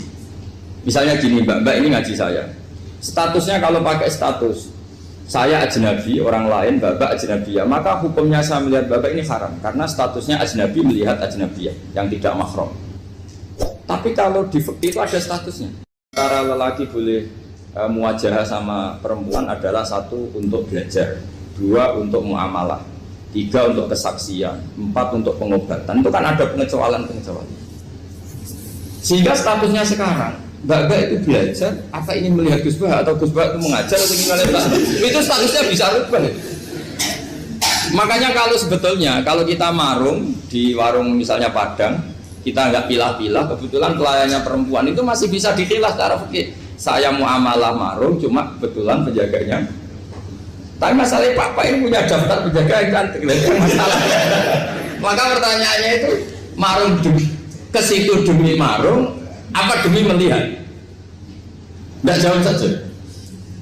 Demi marung apa demi melihat? Kalau demi marung sepakat yang penjaga yang sangar-sangar juga banyak. Akhirnya kalau demi makan, penjaga yang cowok kan banyak. Kalau demi melihat, berarti yang dihitung kan niatnya. Berarti karena muamalah apa karena melihat? Melihat. Itu status. Jadi makanya kalau mudi musafar itu namanya orang pergi atau orang kerja? Orang kerja. Maka menurut pikirannya Imam Ahmad bin Hanbal seperti itu harus puasa karena dia adalah pekerja, bukan musafir. Lalu dalam masalah jumlah 3 hari misalnya, kalau dalam fikih kita, nggak saya kenapa ngomong fikih terus ya, karena banyak yang melupakan fikih. Jenengan pergi haji, zaman Nabi haji itu jamak dan qashar terus. Padahal hajinya Nabi itu, haji itu minimal kan berapa hari minimal itu? 9, 10, 11, 12. Sebenarnya haji itu minimal hanya 4 hari. Karena 13 Dzulhijjah bisa nafar apa? Awal. Kalau nafar awal berarti nggak ada kewajiban nafar sani. Berarti yang wajib betul kan 9, tanggal 9 wukuf di Arafah, terus 10 biasanya ifadah sama balang jumroh apa? Akobah, terus 11, 12 itu kan sudah boleh cabut karena apa? Nafar apa? Awal. Berarti nggak usah nafar apa? Sani. Berarti hanya berapa? 4. Tapi Nabi haji di Mekah Madinah itu sampai 40 hari karena perjalanan. Pertanyaannya, ketika Nabi menjamak dan mengqashar itu cara Imam Syafi'i lis safar. Karena Nabi orang Madinah datang ke Mekah dengan jarak 460 kilo, maka Nabi boleh jamak dan qashar. Jadi pikiran Imam Syafi'i, jamaknya Nabi itu lis safar karena pergi.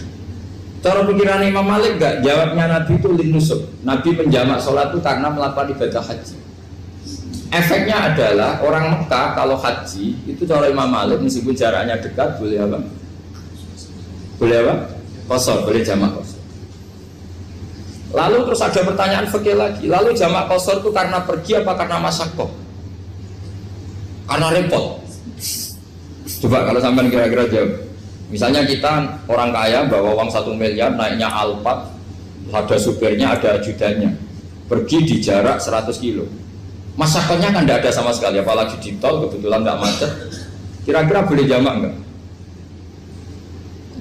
Boleh, terus karena pergi, tapi kan nggak ada repotnya sama sekali. Dibanding misalnya yang ngebis bawa beras 1 kintal gitu kan, udah gitu suruhan orang lagi kan pusing.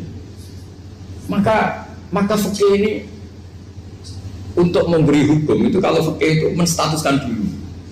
Ini orang boleh jamak itu karena masyaqqah apa karena safar. Lalu kalau setelah karena safar itu karena jaraknya apa tingkat masyaqqahnya. Kalau karena jaraknya ya tidak juga. Tidak juga gini maksudnya. Mungkin Anda tidak pernah terpikir begini. Kalau saya mau ke Jakarta, kemudian sampai Purworejo itu sudah waktu zuhur, saya boleh nggak zuhur di situ sama saya? Boleh kan? Padahal perjalanan saya belum capek. Artinya nunggu boleh jamak itu setelah kita menempuh jarak itu apa menuju, sedang menuju dan niat. Sedang menuju dan niat. Misalnya saya mau ke Jakarta, saya orang Sleman mau ke Jakarta, itu sampai mana itu Magelang itu sudah boleh jamak kan? Boleh kan? Boleh karena saya mau ke. Nah pertanyaan secara fikih mungkin Anda tidak terlintas. Ternyata ditelepon sama istrinya nggak jadi pergi. Padahal sholatnya kadung di jamak duhur dan asar. Apakah setelah di rumah sholat lagi? Teman nggak pernah mikir gitu. Jadi orang fikih itu sudah pusing, makanya jangan diprotes terus. Kita ini sudah pusing. Ya orang itu enak aja protes terus. Nggak perlu didengar, nanti wajib sholat lagi enggak? Dia bolehnya jamak kan berdasar berstatus musafir. Ternyata setelah Magelang ditelepon istrinya nggak jadi. Dia kadang sholat duhur dan asar. Setelah pulang masih jam 1. Terus ada asar, wah sholat. Kalau Anda sholat lagi apa enggak? Jangan saran. Kalau saran, wah sebaiknya sholat lagi. Itu tidak hukum, itu saran itu namanya. Saran dengan hukum beda. Sholat lagi beda. Ketika ada jabah itu berdasar malas atau berdasar hukum? Apa? Nah kalau Anda sholat lagi, pertanyaannya gini, Allah itu tidak punya tradisi mewajibkan 2 kali. Pertanyaan fikihnya mesti gitu. Dan saat Anda di Magelang menjamak itu melakukan sesuatu yang disahkan oleh agama. Berarti pas Anda jamak duhur asar, sesuatu pas melakukan itu kan berstatus sah dan boleh. Meskipun setelah itu ada masalah, istri kamu nelpon terus pulang. Tapi pas itu kan sudah dinyatakan oleh malaikat sah, Anda sudah duhur dan asar. Kalau melihat itu tidak wajib mengulang. Tapi bisa saja malaikat ada yang usil. Itu sah karena Anda berstatus musafir. Berhubung status Anda hilang, maka poin Anda sudah sholat juga hilang. Kamu milih fikih yang mana? Jadi peneliti fikih itu beda dengan orang-orang yang dengarin protes. Beda karena nekuni itu beda karena ada konsekuensinya. Makanya fikih itu sampai saya punya kitab fikih itu dikarang satu orang itu jumlahnya 20 jilid, per jilid itu segini. Jadi satu meja ini dikarang satu orang. Itu mulai yang presisi, yang detail sampai yang khayal. Yang khayal juga ada. Yang khayal itu tadi beliau banyak menghayalkan diri. Suatu saat Anda datang ke Mekah itu hanya butuh waktu 20 menit. Zaman itu belum ada pesawat. Lalu boleh gak jamak, boleh gak nakal. Nakal itu begini. Sama orang kaya punya jet pribadi, misalnya Anda Ronaldo masuk Islam, orang kaya. Itu bisa gak puasa. Karena begini. Misalnya dia orang, contohnya orang Arab ya. Orang Arab, jangan orang. Dan contohnya itu dibalik saja. Di sini itu kalau imsak jam berapa? Imsak Ramadan jam berapa? Digai 3:30 aja biar aman ya. Kalau 3:30 kan masih imsak. Dia terbang ke Mekah. Jadi orang sini puasa jam 5 kan mulai puasa. Dia terbang ke Mekah kan masih malam. Makan terus dia. Mekah mau ada matahari terbang lagi ke barat. Karena dia menghindari berstatus puasa. Atau sebaliknya dia orang Mekah jam 12 puasa, 12 siang puasa. Dia wah kalau 6 jam lagi buka bisa barat saya. Terbang ke Indonesia. Ke Indonesia terbang baru 1 jam di sini sudah buka. Itu khayal. Jadi itu ada khayalnya. Itu lama dulu sebelum ada pesawat sedang mengkhayal gitu. Bolehkah orang yang di Masyrik ke Maghrib demi itu? Kalau Anda jadi Raja Salman jam 1 kok sudah nggak kuat apa? Puasa itu diberi saran terbang ke Indonesia. Itu kalau pakai jet kan nggak sampai 9 jam, 1 jam ke Jakarta. Sudah ada wow akbar. Bukan. Boleh nggak?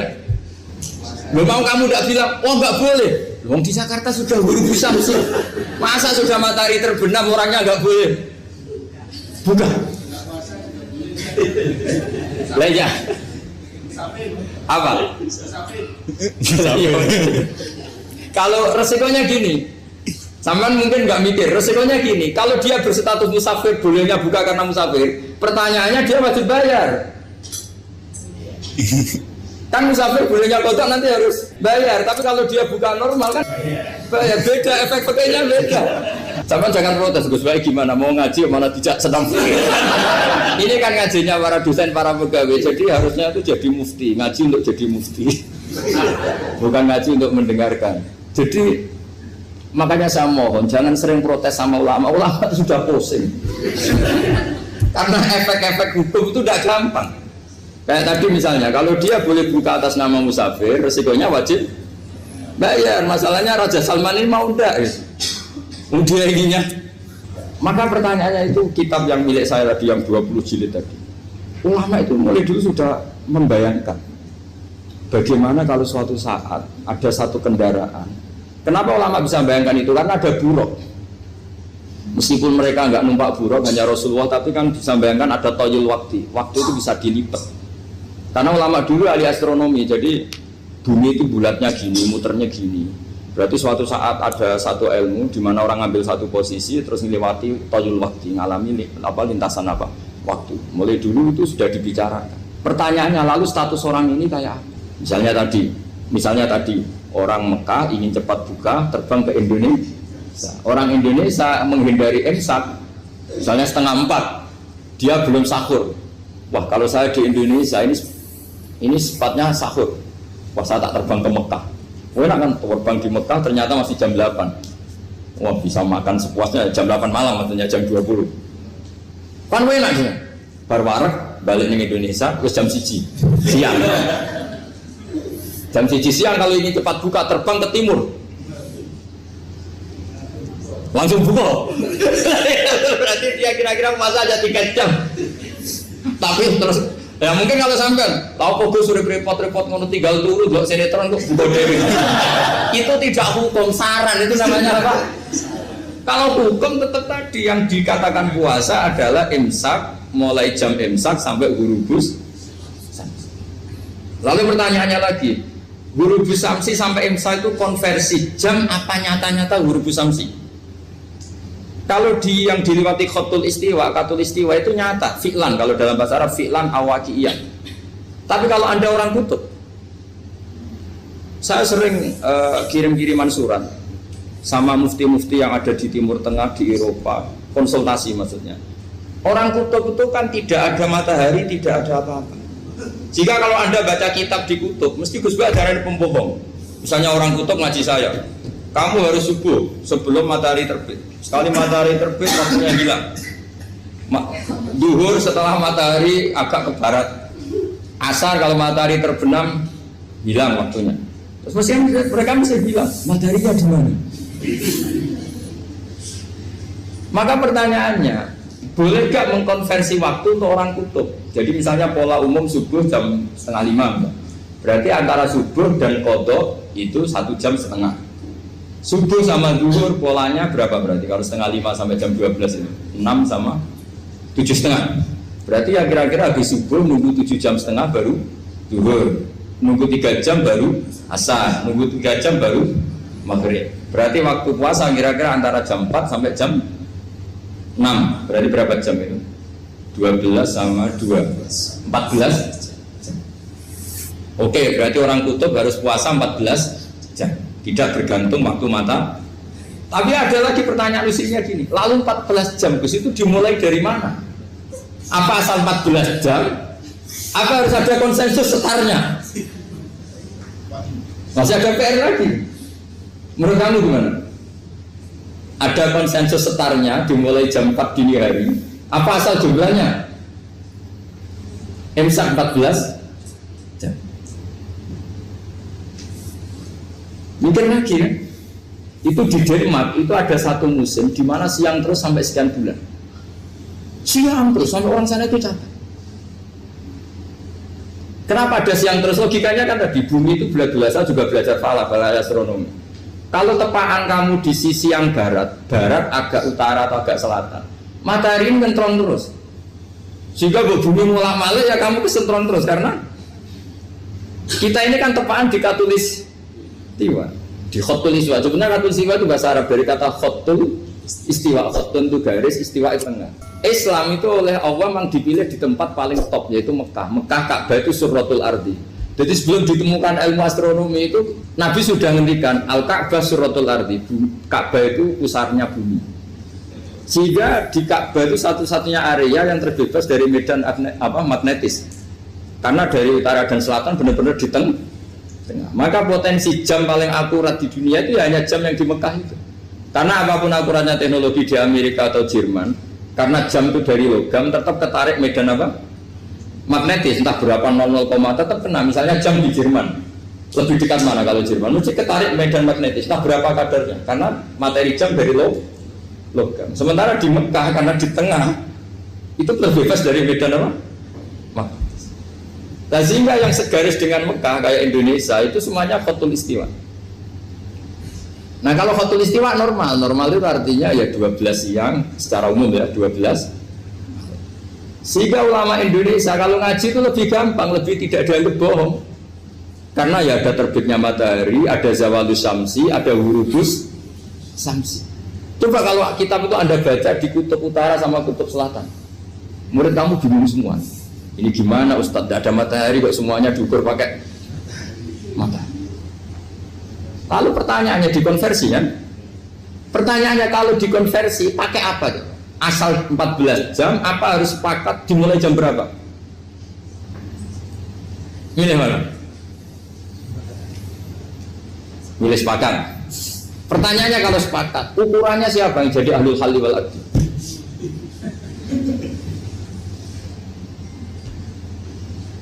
Jadi orang fikih itu sudah bingung, makanya saya mohon jangan sering diprotes.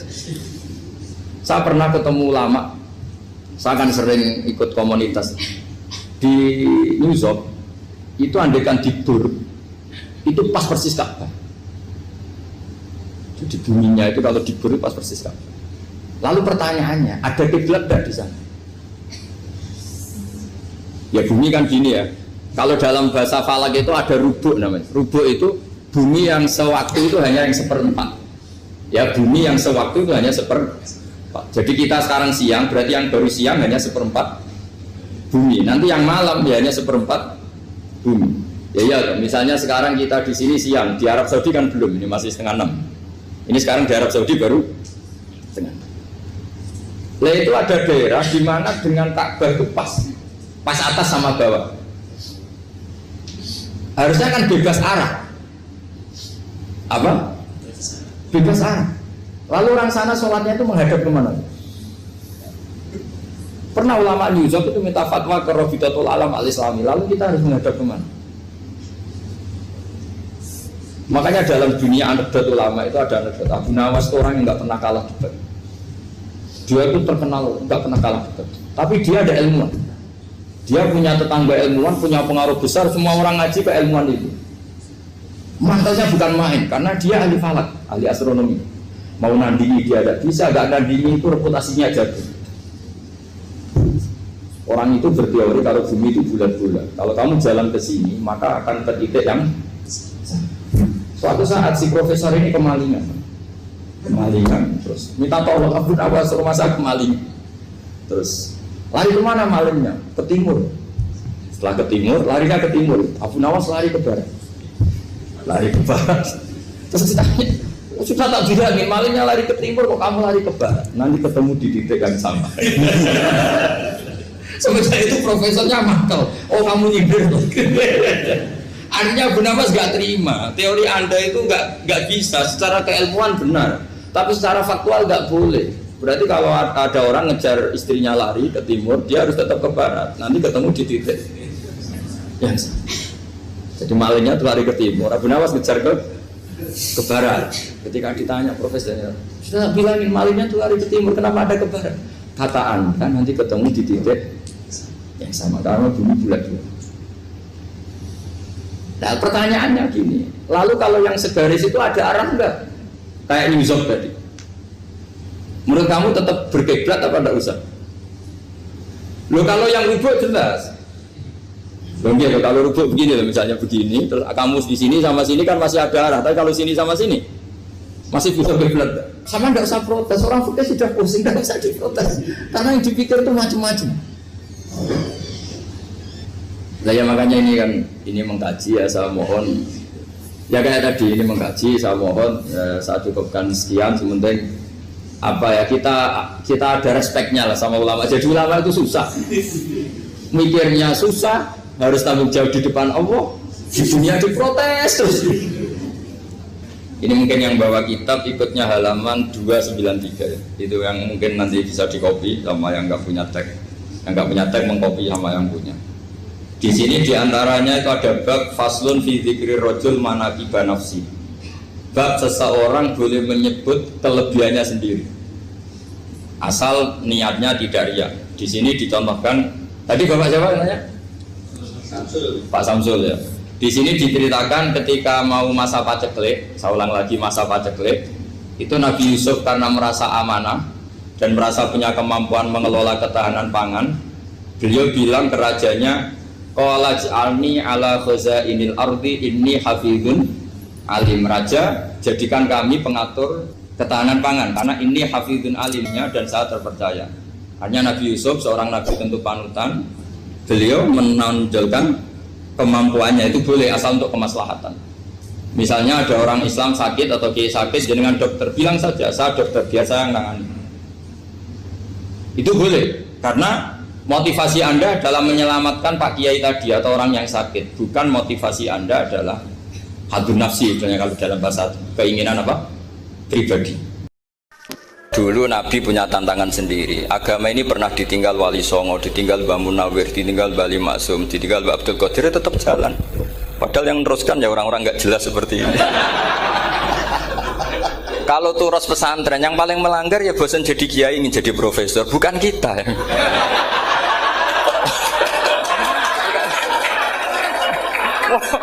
Yang bosan tuh tidak kita, yang sudah ganti gelar itu. Tapi kita ya tidak apa-apa. Jadi nggak usah dijaga, terus itu biasa saja. Jadi biasa saja. Menurut saya zaman itu biasa saja. Allah itu kalau bikin masalah itu ya bikin solusinya. Itu sudah min sunnatillah. Jadi saya tuh tidak pernah mikir, betul. Saya tuh nggak pernah mikir agama ini nanti kayak apa, enggak.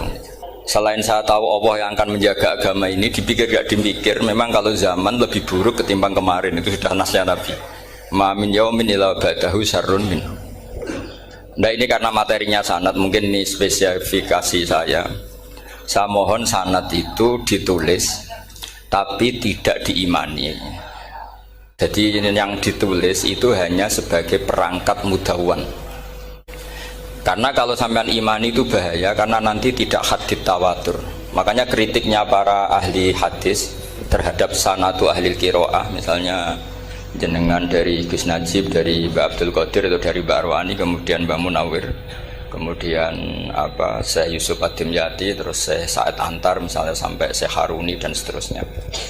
Itu kan hanya menyebut satu orang. Ini harus dicatat. Padahal sanad khususnya Quran itu lafadznya harus mutawatir. Kaifiyatul ada juga harus mutawatir. Jadi harus riwayatu jam'in an jam'in la yumkinu tawatuhum alal kadzib. Makanya kalau ngaji sanad itu harus bersamaan dengan itu kita katakan bahwa menyebut Mbah Munawir itu fardun min afrodil am. Karena kalau enggak berarti sanad kamu menjadi ahadi. Kita tahu kan hadis riwayat ahadi itu masalah. Masalah apa enggak? Masalah. Hadis itu yang keren, yang mutawatir. Padahal Quran itu fauqal hadis. Makanya saya bilang sanad itu ditulis tapi tidak usah diimani. Kalau itu tok ya harus diimani kalau itu sebagai jam'un an jam'in, kebetulan tahunya itu lewat guru. Jadi kita cara berpikir ya, sebetulnya semua Quran itu riwayatu jam'in an jam'in, dari kelompok besar ke kelompok besar. Kebetulan tahu kita dari satu orang, misalnya Mbak Munawir atau Mbak Arwani atau Gus Najib atau Mbak Arwani dan sebagainya. Saya itu punya bapak, buyut-buyut saya itu hafal Quran. Mereka ya pantangan malah, makanya itu sirinya. Kenapa kadang-kadang kiai dimintai sanad tuh nggak mau. Tapi kalau sudah ahlinya nggak minta pun dikasih. Itu dulu tradisi ulama dulu gitu. Sufyan Ats-Tsauri kalau dimintain sanad santrinya bilang gini, sudah kamu pulang saja. Kalau saya sudah tahu kamu benar, saya datang ke kamu tak kasih sanad. Saya yang datang ke kamu tak kasih sanad. Saya itu punya sanad ya baru-baru. Saya bangun mendekati wafat baru dikasih. Karena nunggu tadi, nunggu kelayakan. Kalau tahu-tahu minta sanad kan gaya-gayanan toh. Terus dicetak di figura. Terus seakan-akan legal jadi muridnya Gus Najib. Itu aneh. Saya ulang lagi ya, jadi kita harus ngadepi satu hukumnya Allah. Kalau sanadul Quran itu harus mutawatir. Malah mutawatirnya riwayat jam'in sing la yumkinu tawatuhum alal kadhib. Jika kita nyaman, misalnya kita mau tidak mau menyebut setelah hafaz, itu kita hanya menyebut asim. Setelah asim paling banter kita menyebut hanya dua, yaitu Abdurrahman As-Sulami. Abi Abdillah Abdurrahman As-Sulami. Ada yang nulis Abi Abdurrahman Habib As-Sulami. Itu di harokatnya kitab itu ada yang nulis Hubab. Tapi yang benar, oh enggak, yang benar itu bacanya Habib. Habib itu As-Sulami, itu ikut marga Robi'ah. Itu kemudian ditulis gurunya hanya dua, yaitu Abdurrahman As-Sulami sama Zirin bin Hubesh. Setelah Zirin bin Hubesh, sahabat yang ditulis itu hanya Utsman, Ali, Ubay bin Ka'ab. Ya, Utsman, Ali, dan Ubay bin Ka'ab sama Zaid bin Sabit, hanya 4. Sekarang kita teliti betapa bahayanya itu. Bahayanya begini, Zaid bin Sabit itu orang Ansor. Artinya kalau orang Ansor itu tidak menangi periode Makkiyah. Bagaimana dia bisa meriwayatkan semua Quran sementara dia Ansoriun yang notabene hanya mengenal surat-surat Madaniyah, sementara ayat Makkiyah atau surat Makkiyah itu bawahnya. Dan Ubay bin Ka'ab sendiri itu ngajinya itu tidak banyak, karena dia harus ngaji sama Abu Bakar, Umar. Dan dulu gak mungkin setoran kayak sekarang 30 juz karena masyhulun semua orang sibuk. Sehingga kita harus pastikan zikru fardin min afrodir ruwat atau zikru ahadin min ahadir ruwat adalah implementasi dari riwayatu jam'in. Karena ini untuk menjaga status Quran harus mutawatir. Kalian jangan ngawur, itu bahaya sekali. Saya punya banyak tulisan tentang itu, dan karena kalau berupa tulisan itu biasanya terus jadi konsumsi akademik, tinggal seminar terus narasumber untuk duit macam-macam itu makanya saya tidak mau. Saya itu suka ngaji alami, sehingga kalau betul saya dikatakan viral itu saya tidak mikir viral, tidak mikir. Saya ini sudah cocokkan sama Gus Dar, mau daftar wali. Syaratnya wali itu gak peduli dengan makhluk. Kalau saya peduli berarti terdegradasi nanti. Sudah cocokkan sama Gus Dar, Gus daftar wali. Angel Gus, sekarang yang peminatnya ada banyak kata saya. Karena zaman akhir itu peminatnya jadi rektor tadi. Jadi ini nanti dicek saja. Nah dulu mana saya dengan Gus Dar? Karena buyut-buyut saya itu ya sepuh sama sepuhnya sama buyut. Karena buyut saya kandung itu diantara namanya ada Mbak Maksum. Mbak Maksum itu bin Soleh. Mbak Soleh buyut saya kandung itu gurunya Mbak Soleh Darat. Jadi buyut-buyut saya juga kasepuan. Gus ini juga kasepuan, jadi adu kasepuan. Yang jelas itu entah menang mana tidak tahu.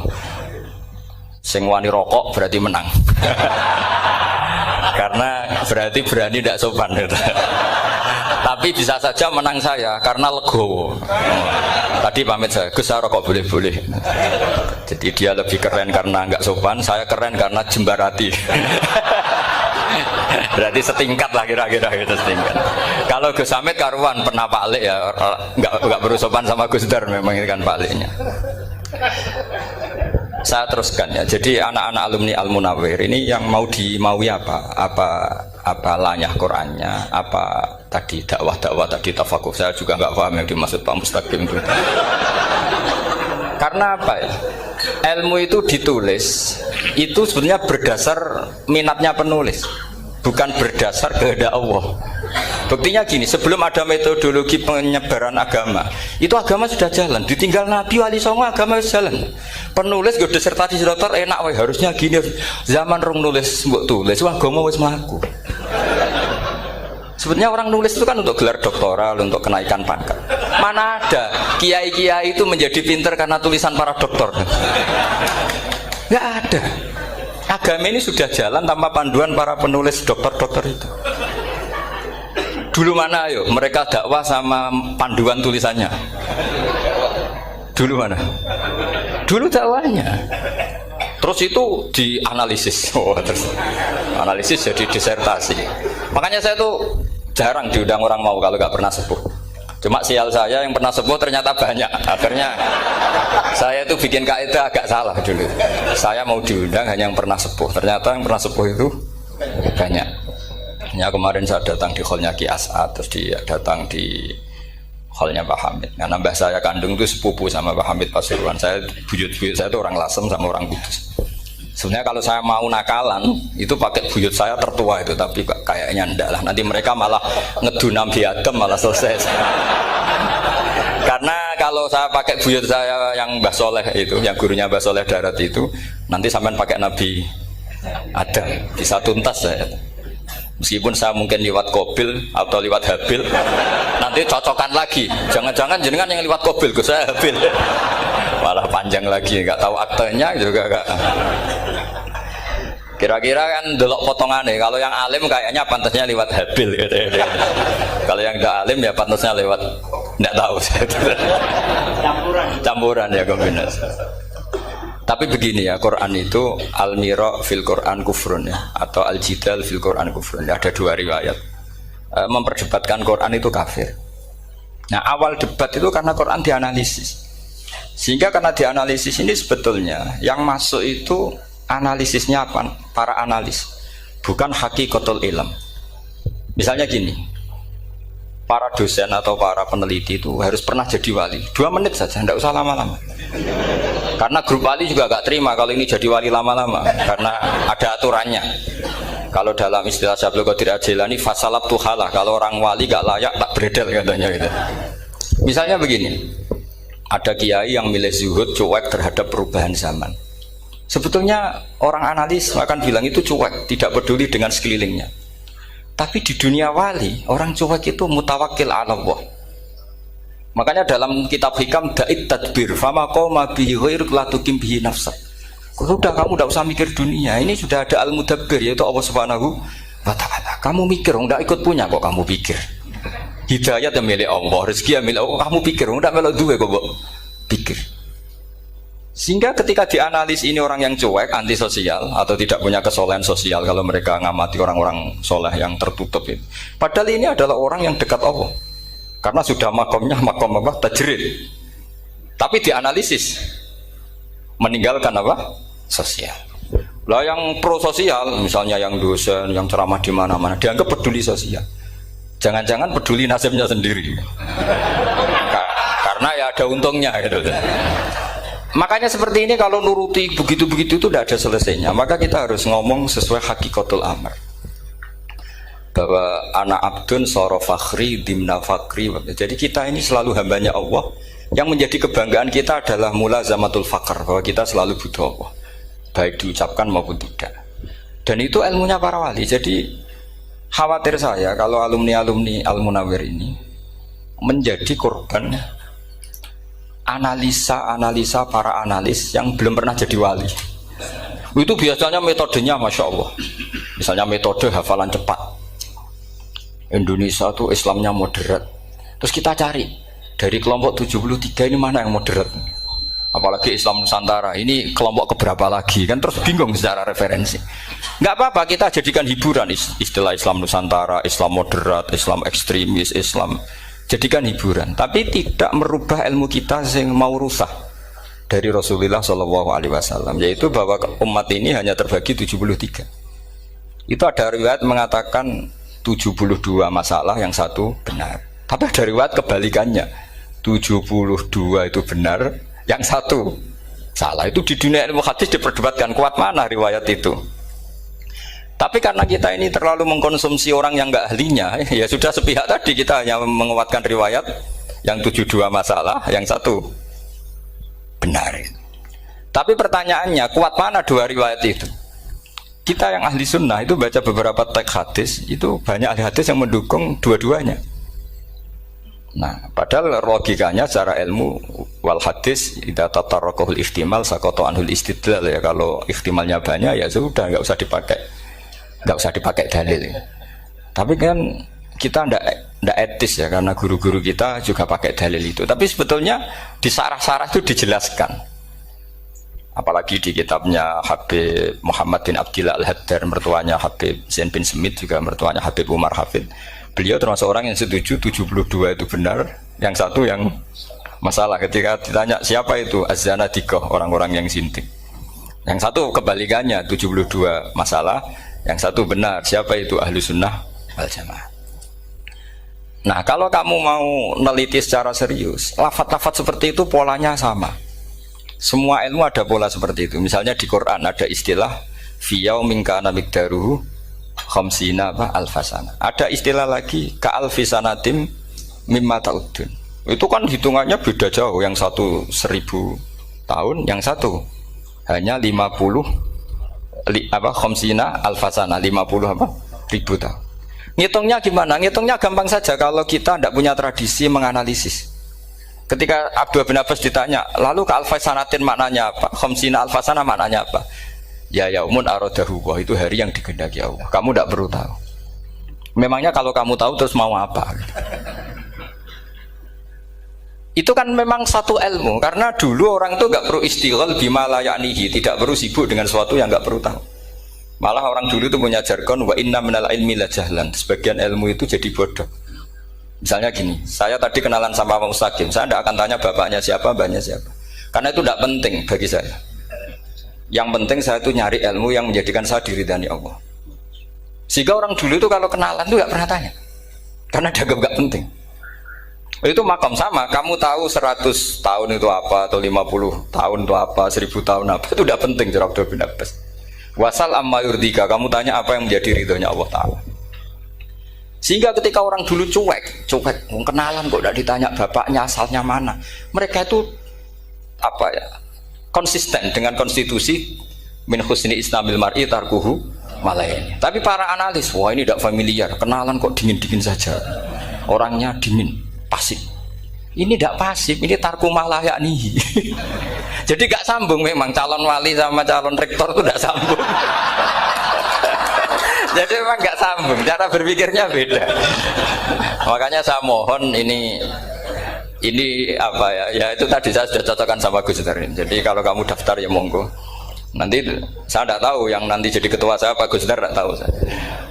Jadi, ya saya teruskan ya tentang sanad ya, karena ini yang ditulis di materi ini sanad. Saya mohon sekali, sanad itu kamu yakini sebagai fardun min afrodi dzalikal jam'i. Karena sekali kamu punya sanad ahad itu merusak Quran. Karena hadis ahadis saja masalah, apalagi Quran. Dan Quran definisinya adalah lafadz sing mangkul ilaina bit tawatur. Ada kata apa? Bit tawatur. Makanya saya itu kalau nulis ya minhum, jadi harus ditambahi minhum. Di antara sahabat yang diambil tadi Abdurrahman As-Sulami sama Zirin bin Hubes adalah Ali, Utsman, Ubay bin Ka'ab, Zaid bin Sabit. Tapi itu mesti ada yang hilang banyak. Sampai hitung saja secara logika ya. Dan ini pasti benar, nggak mungkin benar tapi pasti benar. Ada ayat sing nazalat fi Abi Bakrin. Tentu Abi Bakar lebih tahu. Kayak masalah hijrah. Mas jelas la tahzan ifqala li sahibihi la tahzan innallaha ma'an. Ada ayat yang jelas tentang Aisyah kayak hadisul ifki. Innalladzina ja'u bil ifki usbatum minkum la tahsabu syarral lakum bal huwa khair. Itu jelas Aisyah lebih tahu. Ada ayat yang turun tentang Umar, yaitu tentang Asra Badrin. Laula kita bumina wa isabaqa lamasakum fima madabun. Terus. Ada ayat yang lebih spesialnya Utsman. Sekarang cara disiplin ilmu harusnya kita talaki dzalikal lafzi atau talaki riwayah fi hadisil ifki an Aisyah wa fil hijrah an Abi Bakar wa fi riwayatil farqi bainal haqqi wa bainal batil dari Umar. Karena ya ayyuhan nabiyyu hasbukallah wa man ittaba'aka minal mu'minin, itu asbab nuzulnya Umar. Ali tentang ayat hadani khosmani ikhtasamu fi rabbihim, itu jelas nazalat fi Ali. Secara disiplin ilmu, kalau kamu ingin disiplin riwayat, harusnya sanadnya seperti itu. Makanya kalau Aisyah dibantah tentang hadisul ifki, ayat itu turun tentang saya. Jadi ilmu saya, kata Aisyah, nggak merah kalah dengan kamu.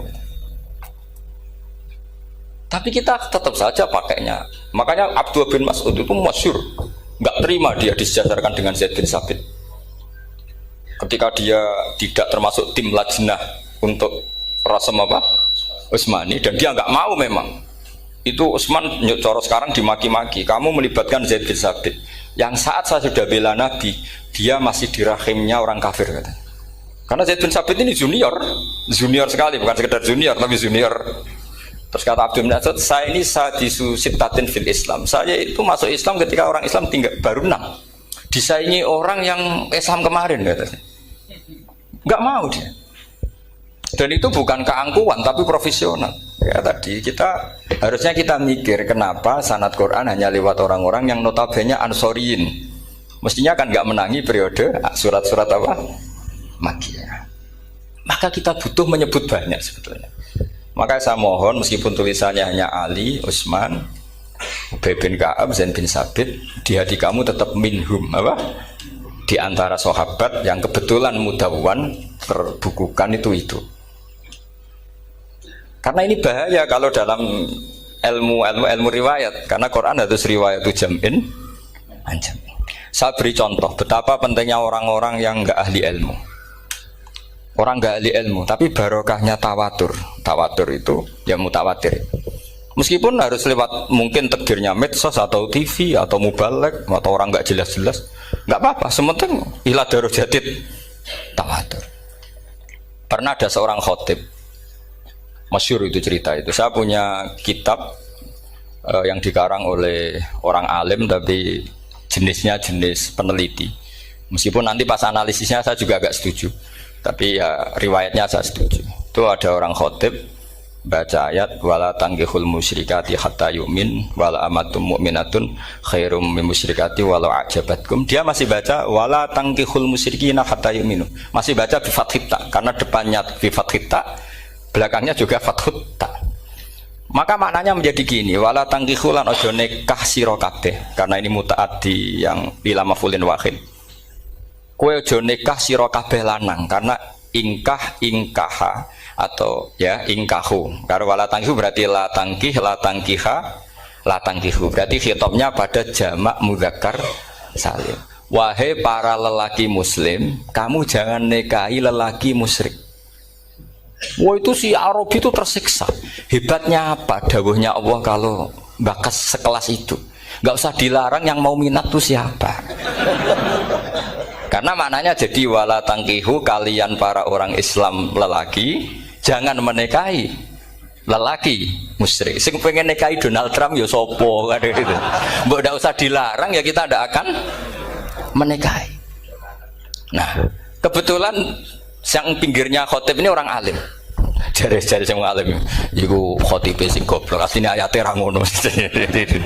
Ayate gimana? Itu bidomita wala tungkihu. Ketika wala tungkihu maknanya menjadi benar, karena wala tungkihu lan ojo nikahno sira para wali, khitabun lil auliya, bukan khitab pada lelaki tapi khitabun lil auliya. Wala tungkihu lan ojo nikahno sira kabeh ayuhal auliya, para wali-wali, banatiku ming anak wedok sira kabeh, ojo mbok nikahno al musyrikina ing lanangan musyrik. Berarti di sini menjadi pelarangan para wali yang punya anak putri. Wali dilarang menikahkan anak putrinya ke lelaki musyrikah. Jadi itu kamu kalau ngaji itu jangan sembrono, jangan pas kiai ini ngantuk wala tangkihu lolos terus dapat sanad wala tangkihu. Oh saya pas setor yang nggak ditegur itu kemungkinannya kan dua kiainya tidak pati dengar. Paham ya? Atau kamu ngawurnya pinter sehingga nggak konangan, nyerobot saja. Tapi bagi kita ahlul ilm itu fatal betul, sehingga orang-orang ahlul ilm itu mesti mengharokati sekian mawadi uzalal istilahnya, karena bahaya. Jadi ya, saya ulang lagi ya, mestinya bacanya wala tangkihul musyrikati hatta yu'min bi fathit ta. Itu betul, wala tangkihul lan ojo nikah sira kabeh lanang Islam ke ojo nikah al musyrikati ing wadon perempuan musyrikah. Tapi kalau yang kedua harus dibaca bidomita wala tungkihu lan ojo nikahno sira kabeh para wali ai banatikum maf'ul bih awal dibuang ing anak wedok sira kabeh ojo mbok nikahno al musyrikin. Tapi sekali dibaca wala tangkihu maka kualitas maknanya itu seperti tadi, wahai para lelaki mukmin jangan nikahi lelaki musyrik. Makanya si Bedui ini tanya, apa betul itu kalamu? Iya. Masa Allah ngendikan sekacau itu? Kecewa dia, masa ada ayat Quran yang dipuji-puji Jamiul Kalim kemudian kualitasnya seperti itu. Jare wong alime, yo khotib sing goblok orang ngono. Artinya apa? Ketika Quran dibaca secara salah, entah makhrajnya, entah halafatnya atau harokatnya, ini Arabi saja tahu. Karena Arabi pun punya adzauqus salim. Karena adzauqus salim tidak didominasi para mukri atau para kiai atau para ahli Quran. Orang yang salimatuz dzauq juga bisa. Sehingga pernah ada seorang khotib juga, ini cerita-cerita Bedui. Orang khotib pidato khutbah, fawarabbis sama'i wal ardi innahu lahaqqum mithlama annakum tantikun. Demi Tuhannya langit dan bumi, bahwa apa yang dijanjikan Allah pasti terjadi. Lahaqqun itu maknanya terjadi. Itu si Arabi tadi langsung tanya ke khotib, Pak khotib, mang dalladzi akhdobal jalil hatta al jahilal yamin. Siapa yang bikin Allah murka sehingga Allah terpaksa sumpah? Mana orangnya? Karena kalau dalam tradisi balaghah, sumpah itu sudah tersinggung. Misalnya saya punya utang sama Gus Dar ditagih hari ini, hari Selasa. Gus utangnya bayar. Paling saya bilang, nggih Gus sesuk. Ketika sesuk ditagih lagi, nanti Kamis ditagih lagi. Kalau saya mulai tersinggung pasti wawahi. Jadi orang kalau sampai sumpah itu bukti apa? Tersinggung. Karena kalau dalam balaghah disebut kalau mukhatab tuh kholiyad dzihni tidak usah taukid, tapi kalau mulai mutaraddid agak ragu dikasih taukid. Kalau banget nggak percaya nih dikasih sumpah. Itu mesti terusannya duga. Itu kaidah tuh, nggak bisa nggak. Karena al-yamin atau al-qasam itu ya dulu alal ghadab. Makanya langsung si Arabi tadi tanya, mang dalladzi akhdobal jalila hatta al jawilal yamin. Siapa yang bikin Allah tersinggung sampai Allah terpaksa sumpah? Ini dzauqul Arabi, dzauqul Badawi, orang yang sangat betul. Karena Quran mutawatir lafdzon wa dzauqon wa balaghatan wa nahwiyan dan sebagainya. Sehingga sebelum ada Imam Nafi', ini saya cerita khasnya ahli Quran. Karena bapak saya, buyut-buyut saya itu hafal Quran. Dulu ketika bapak saya tadi Mbah Munawir sampai berapa? 98% ya. Yang hafal Quran era anak tadi. Era anak itu 98%. Ya, dari jenengan tadi. Jadi dulu bapak saya nasihati saya hafal Quran itu lucu, nasihatnya gini dok, aku hafal Quran, mbahmu buyutmu hafal Quran, yes, ojo kepaten obor, nak kue rapal itu sebenarnya alasannya anakmu rapal gampang, mung bapak ya rapal, putu lu gampang meneh, mung bapak mbah ya ora. Maka anak wong alim rapal Quran atau orang alim, kriminal pertama yang menjadi sunnatan muttaba. Karena itu mau melegalkan anaknya punya alasan kan. Coba kamu alim, terus anak kamu udah alim, terus kamu, cung kowe kudu alim kok mbahmu. Lah bapak gimana bapak? Kan pusing. Jadi sebetulnya dzurriyyah ada alim itu mesti salah ini, salah pas depannya ini. Makanya saya itu tak angen-angen bener bapak saya. Bapak saya itu ya akrab sama Gus Najib, sering semaan bareng dulu. Jadi misalnya bapak saya ada hafal Quran, coba mau pede nasihati saya suruh hafal gimana alasannya? Kan nggak punya alasan. Jadi cara bapak pokoknya ojo kepaten obor ya, kalau orang kuno mana nih ojo kepaten obor. Saya beri sekian contoh. Sebelum Imam Nafi' itu ada, Imam Nafi' itu periode tabi'in, kila tabi'in, karena Imam Nafi' itu paling senior. Nafi' itu punya guru namanya Ja'far Al-Qari. Setelah itu sudah sahabat. Makanya Imam Mujahid itu disalahkan orang banyak ketika memasukkan Imam Kisai. Sebenarnya Imam Kisai sama Hamzah itu pernah lama nggak ada sebagai qurra sab'ah. Makanya kata kitab-kitab besar itu nak ngeritik Ibnu Mujahid itu musabbius sab'ah. Dia adalah orang yang menentukan ulama sab'ah. Itu keliru katanya, kata ulama-ulama lain. Karena sebetulnya yang Kisai itu tidak selevel Ja'far Al-Qari, gurunya Imam Nafi'. Ya, gurunya Imam siapa? Nafi'. Makanya terus ulama nambahi qiraatul asroh, ditambahi Ja'far Al-Qari dan Khalaf dan Hisam. Itu sebenarnya agak salah gini sebetulnya ya, yang Kisai harusnya masuk yang salah sah tambahan, bukan yang Ja'far, karena kan nggak fair. Nafi' saja yang muridnya termasuk qurrasabah, masa gurunya termasuk salah sah al-mutammimah lil asroh, ya salah sah al-mutammimah. Kita sebagai orang yang bidangi itu sebenarnya agak protes. Tapi yang terkenal gitu ya sudahlah, ikut saja daripada fitnah. Tapi kita sebagai ahlul ilm sebenarnya tahu duduk perkaranya. Ya tapi ya sudah, itu enggak sampai salah fatal. Sebelum ada Imam Nafi' itu ada pernah, ini meskipun cerita agak gak valid, tapi diakui baina ahli ilm. Ada orang datang ke Rasulullah bilang begini, ya Nabi Allah, saya ulang lagi, ya Nabi Allah, he wong sing diceritani Allah. Karena naba'a maknanya cerita, isim fa'ilnya nabiun, orang yang dapat cerita dari Allah. Itu Kanjeng Nabi guyu seneng. Terus anak Quraisyun, jadi Nabi, aku itu wong Quraisy, la yuhammis, orang Quraisy itu gak suka hamzah. Jadi kalau saya baca ya Nabi Allah. Tapi terus setelah itu ada Imam Nafi'. Setelah periode sahabat, tabi'in ada orang bernama Nafi'. Imam Nafi' itu muridnya Ja'far Al-Qari. Itu dia mengatakan itu mahmusullah. Coba kita kalau baca coba amma yatasaalun, coba anin nabail azim. Berarti naba apa? Mahmusullah. Nabi ibadi, nabi nyeritakno sira ibadi ing pira-pira kaula ingsun anni anal ghafurur rahim wa nabbihum an dhaifi Ibrahim. Semuanya pakai hamzah. Tapi pas isim fa'il Imam Asim mentakhfif hamzah menjadi ya. Sehingga beliau baca ya ayyuhan nabiyyu. Imam Nafi' enggak mau, ini mahmusul lam. Sehingga dia baca tetap ya ayyuhan nabiyyu. Andai kan aku ra kadung ditetir melok kira Ahmad Syukur, aku melok Imam Nafi', yakin. Karena menurut saya lebih sorofnya lebih lurus, lebih urut. Andekan saya enggak, tapi takdir saya kan harus Asim, harus Nabiun, enggak Nabiun. Tapi barokahnya Imam Nafi', akhirnya kita tahu. Andekan tahu-tahu ada iya, ini cara Pak Muhtaram Busro, mesti dikira nakis yai. Karena naba yang bunubuan atau haza yahzu huzuan, padahal enggak dari haza yahzau hus'an. Nah ketika jadi hus'an ini hamzah ditakhfif jadi wawu huzuan, maka dikira asapa huzuan hus'an huzu'ah, sama kafa yakfa'u kuf'an. Tapi Imam Asim bacanya kufuan, itu kan aneh lu, ini mahmus kok digenti. Wow.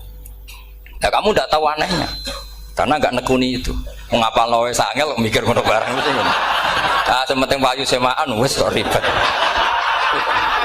Nah kita ini kadang kriminal baru. Maksudnya asal lari semaan ini serata mikir. Kita yang nekuni tafsir pusingnya kufuan. Ini wawunya itu karena bawaan nakis. Apa bawaan mukhaffaf minal hamzah? Karena hamzah itu tsaqilah. Sehingga dalam ulumul Quran yang diantaranya menganalisis itu disebut wal Quraisy la yuhammis wat tamimi yuhammis. Memang orang Quraisy itu anti hamzah. Orang Quraisy itu gak suka hamzah. Nah, Ali, Sayyidina Ali ini orang Quraisy. Kita tahu Ali bin Abi Thalib bin Abdul Muttalib bin Hashim. Itu jelas orang Quraisy. Sehingga dia anti hamzah juga. Makanya Ali kalau baca ya kayak Kanjeng Nabi, ya ayyuhan nabiyyu. Tapi Bani Tamim nggak suka seperti itu, sukanya yang asli ya ayyuhan nabiu. Nah Imam Nafi' itu termasuk marganya atau ikut secara panutan ikut orang Bani Tamim. Makanya ketika Quran itu turun bi harfin wahid, itu Nabi susahnya minta ampun sampai as'alullaha mu'afatah, saya minta ampun ya Allah, zidni, saya harus ditambah. Dalam riwayat falam azal astaziduhu. Dan Nabi jelas-jelas mengatakan inna ummati la tutiku dzalik, kalau hanya pakai satu lughat umatku gak mampu. Karena kalau Banu Tamim itu disuruh mentakhfif gak bisa. Dia gak bisa baca ya ayyuhan nabiyyu, bisanya ya ayyuhan nabiyyu. Ini biar calon rektor pusing. Kalau nganalisis sosial tuh gampang, lembaga polling bisa. Lembaga polling itu apa? Bisa, penggaweannya kan gawe pola. Pola kecenderungan orang gini-gini itu. Nah ini kecenderungan santri di polling juga. Ya saya ulang lagi ya.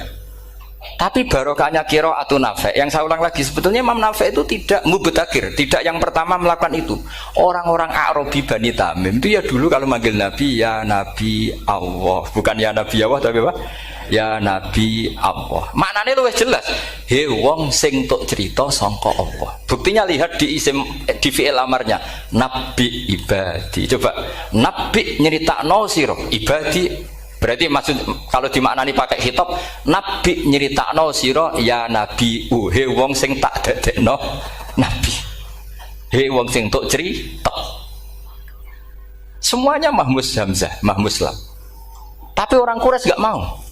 Sehingga orang Quraisy, lah lucunya itu memang ya lucu entah keramat tak tahu. Gurunya Imam Nafi' Ja'far itu kalau untuk fi'il itu malah dia setuju ditakhfif. Makanya banyak qiraah innama yu'minu jadi apa? Yu'minu. Nah, jadi Imam Asim disalahno tidak bisa. Jadi cara Imam Asim kira-kira gini, wong aku fi'ile wis tak hamzah, mosok isim fa'ile hamzah pisan gitu. Lah sing Imam Ja'far lucu, isim fa'ile di hamzahno, fi'ilnya ndak. Jadi nak baca ya yuminu muminun. Nah sorof itu ya ada sisi agak ngawur. Ini Pak Tarum Busro mesti gak terima. Sorof itu ada ngawurnya Pak Tarum. Tapi ya sudah kita terima. Ngawur dengan tanda kutip. Misalnya jenengan kalau nasrif kan